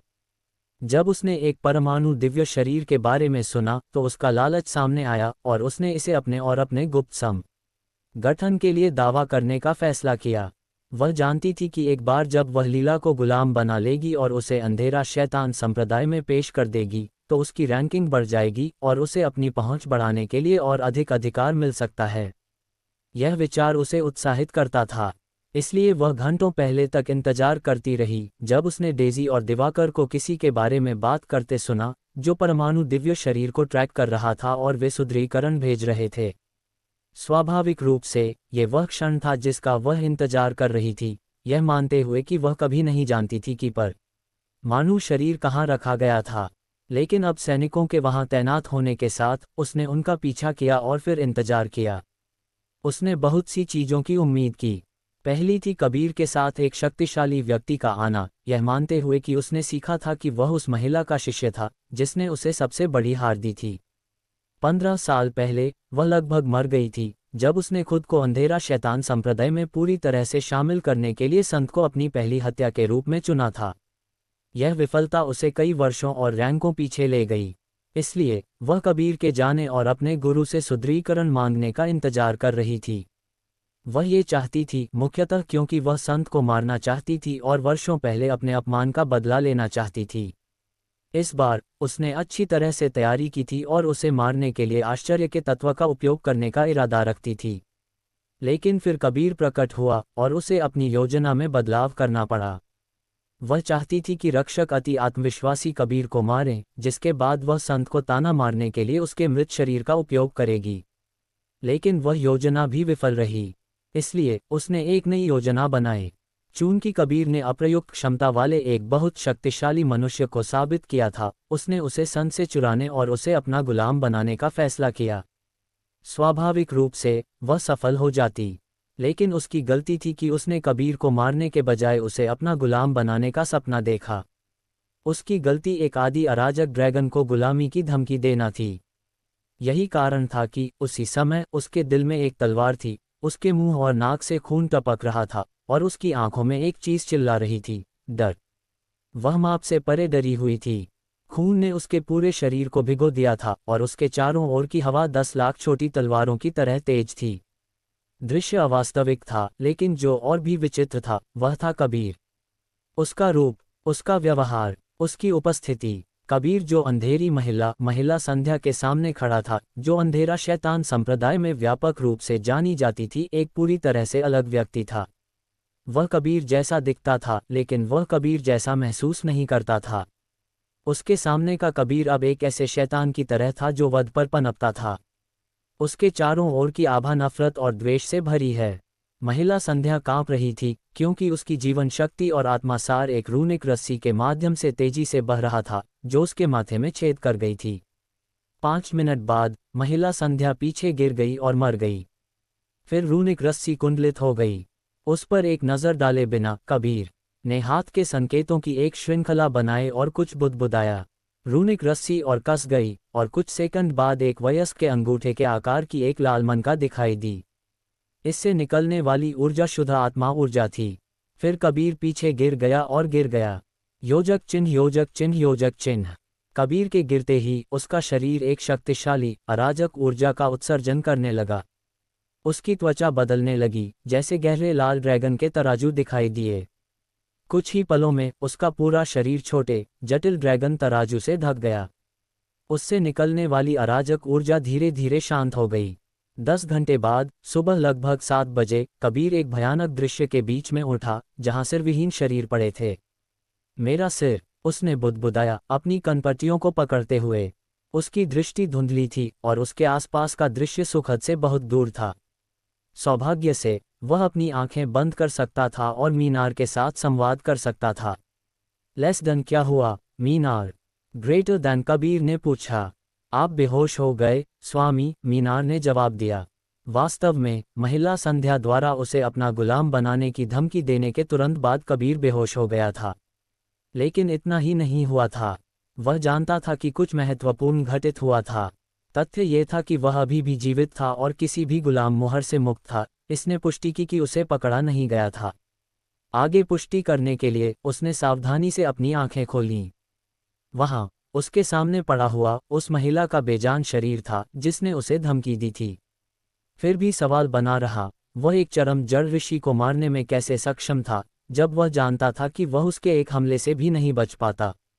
लेस देन मीनार, मेरे बेहोश होने के बाद क्या हुआ? ग्रेटर देन, उसने फिर पूछा। अगर कोई उसके सवालों का जवाब दे सकता था तो वह मीनार था। आपने महिला को मार डाला स्वामी, जब आप बेहोश हो गए थे, मीनार ने जवाब दिया।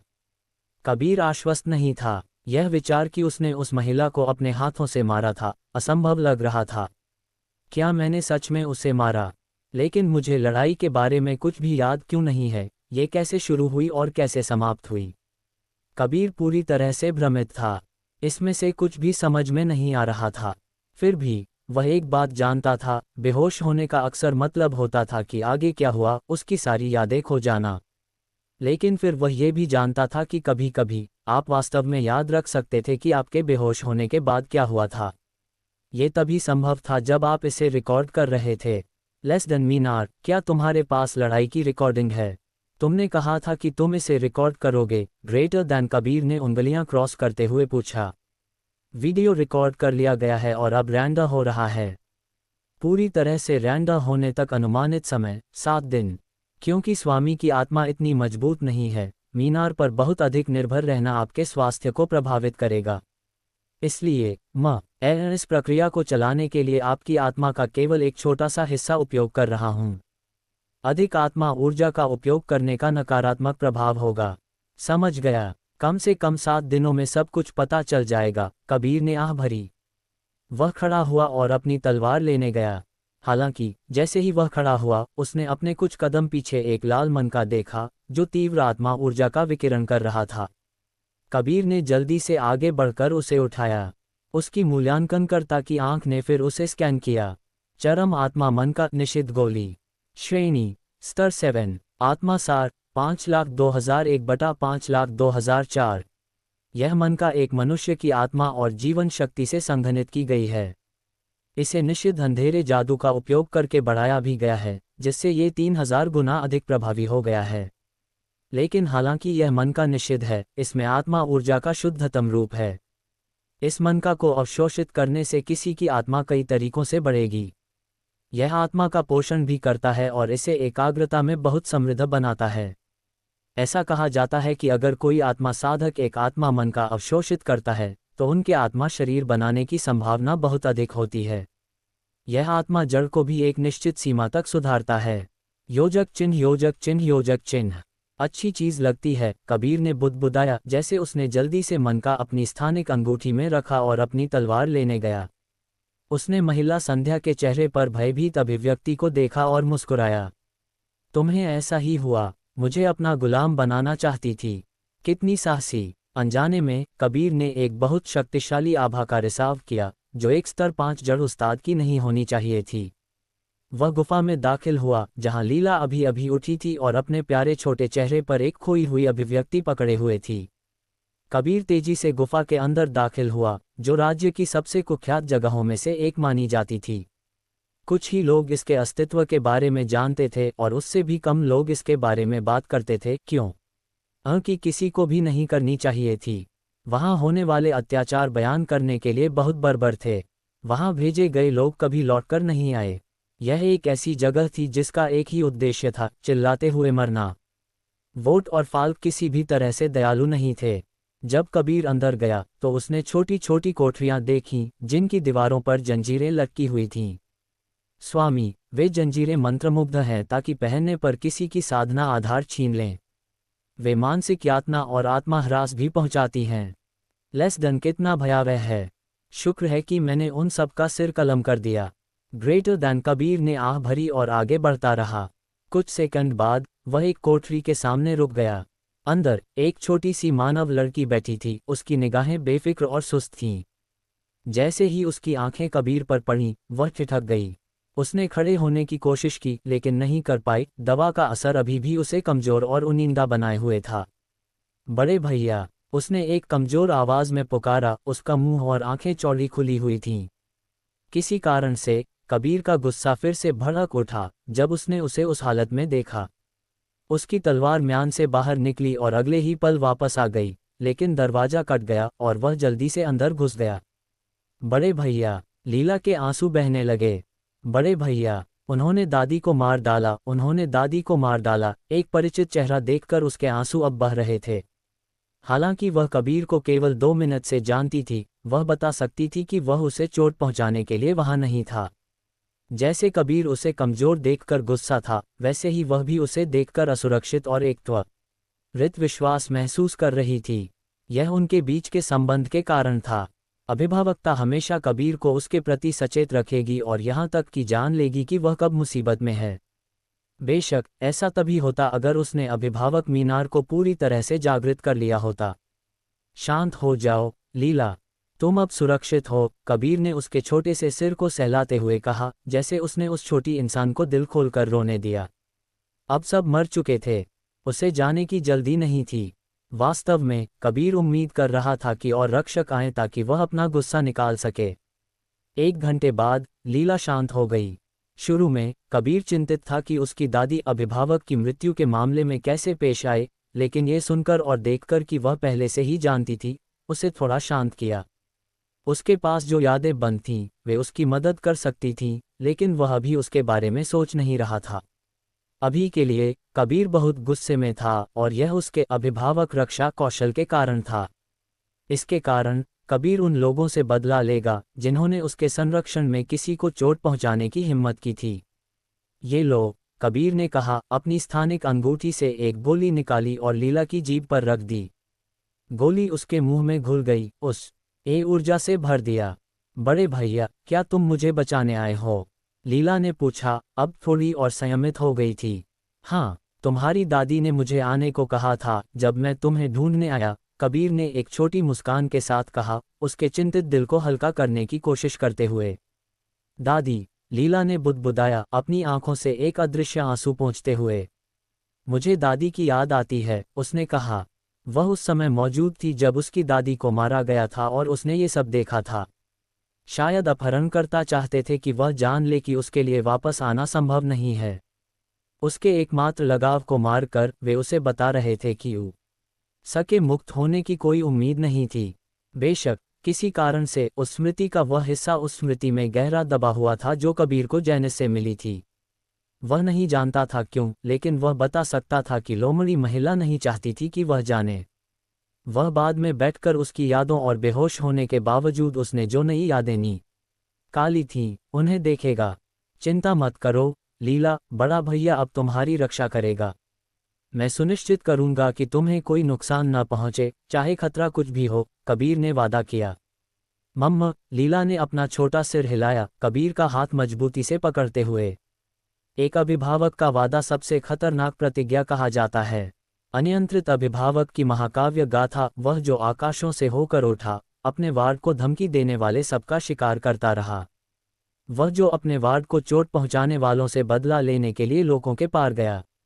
वह जिसने आकाशों को तोड़ा और देवताओं को मार डाला, सिर्फ इसलिए कि उन्होंने अपनी निगाहें उसके वार्ड पर डाल दीं।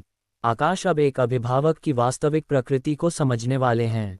वह जो अपने वार्डों के लिए अथक लड़ता है। वह जो पूरी तरह से उन लोगों के प्रति समर्पित है जिन्हें वह अपनी देखरेख में रखने की हिम्मत करता है। कई लोग उससे सावधान रहेंगे और उससे ईर्ष्या करेंगे। ऐसा कहा जाता है कि एक अभिभावक का कार्य तभी पूरा होता है जब आखिरी बाधा दूर हो जाती है और आखिरी वार्ड सुरक्षित हो जाता है। कबीर ने तुरंत लीला को नहीं लिया। उसने पहले उसे स्कैन किया। योजक चिन्ह, योजक चिन्ह, योजक चिन्ह। नाम, लीला डाइगोंडारियस। जाति, मानव। आयु, 13। साधना, कोई नहीं। वंश, अज्ञात। शारीरिक संरचना, सच्चा परमाणु दिव्य शरीर अजागृत। यह मानव एक दिव्य की सच्ची शारीरिक संरचना से धन्य है। उसके पास दिव्यता है और वह एक शक्तिशाली दिव्य प्राणी बनने के लिए नियत है। लेकिन उसके शरीर पर एक माकर और मुहर भी लगाई गई है। इसका मतलब है कि वह साधना नहीं कर सकती, भले ही वह सब कुछ करने की कोशिश करे। अगर कोई इलाज नहीं मिलता है तो वह केवल अगले 2 साल तक जीवित रह सकती है। उसके पास एक देव श्रेणी की आत्मा जड़ और एक देव स्तर का अमर मंच भी है। नोट, ये जानकारी केवल इसलिए उपलब्ध है क्योंकि आप उससे सामान्य से परे जुड़े हुए हैं। उसके साथ आपका बंधन जितना गहरा होगा उतना ही अधिक आप खोज पाएंगे। योजक चिन्ह योजक चिन्ह योजक चिन्ह। लेस देन बस इतना ही। इलाज के बारे में क्या? मीनार। Greater than. कबीर अभी नाराज नहीं था। वह शांत रहना चाहता था, यह मानते हुए कि जिस व्यक्ति को हर कोई पाने की कोशिश कर रहा था वह जल्द ही मर जाएगा। स्वामी को चिंता करने की जरूरत नहीं है, क्योंकि इलाज का पता तब चलेगा जब अभिभावक मीनार जागृत होगा। अभी के लिए स्वामी का पास 2 साल है महानायक बनने के लिए, ताकि मीनार जागृत हो सके। लेस देन बहुत अच्छे। Greater than. कबीर ने आह भरी। कबीर ने लीला को देखा। उसे अपने दिल में उस पर तरस आया, यह मानते हुए कि वह एक दिव्य शरीर के साथ पैदा हुई थी, फिर भी उसी के कारण वह पर्याप्त लंबा नहीं जी पाएगी। वह कोई कारण नहीं सोच सकता था कि किसी ने उस पर माकर क्यों लगाया होगा, या अधिक महत्वपूर्ण बात, कौन जानता था कि उसके पास एक दिव्य शरीर है और उसने उस पर माकर लगाया। स्वाभाविक रूप से जिस पल माकर मिट जाता, वह व्यक्ति जिसने उस पर माकर लगाया था ज्ञात हो जाता। शायद वे यही चाहते थे, यह मानते हुए कि वे उसे मारने के बजाय उस पर निशान और मुहर लगा सकते थे। ये समझ में नहीं आता, लेकिन फिर शायद वे जानते थे कि वह कुछ खास नहीं बन पाएगी, यह मानते हुए कि वह साधना नहीं कर सकती, भले ही वह कोशिश करे। लेकिन वह तब की बात थी। अब वह कबीर से मिल चुकी थी, जो उसके अभिभावक के रूप में उसके इलाज और सभी नुकसान से सुरक्षा सुनिश्चित करने के लिए कुछ भी करेगा। कबीर ने जल्दी से उसे अपने कंधे पर उठा लिया, लेकिन फिर उसे बाहर हुए नरसंहार की याद आई, इसलिए उसे 1 मिनट के लिए उसकी आंखों पर पट्टी बांधनी पड़ी। वह नहीं चाहता था कि वह बाहर का दृश्य देखे। वह गुफा से बाहर जाने ही वाला था कि मीनार ने उसे संकेत दिया। स्वामी, यहाँ कोई और भी है।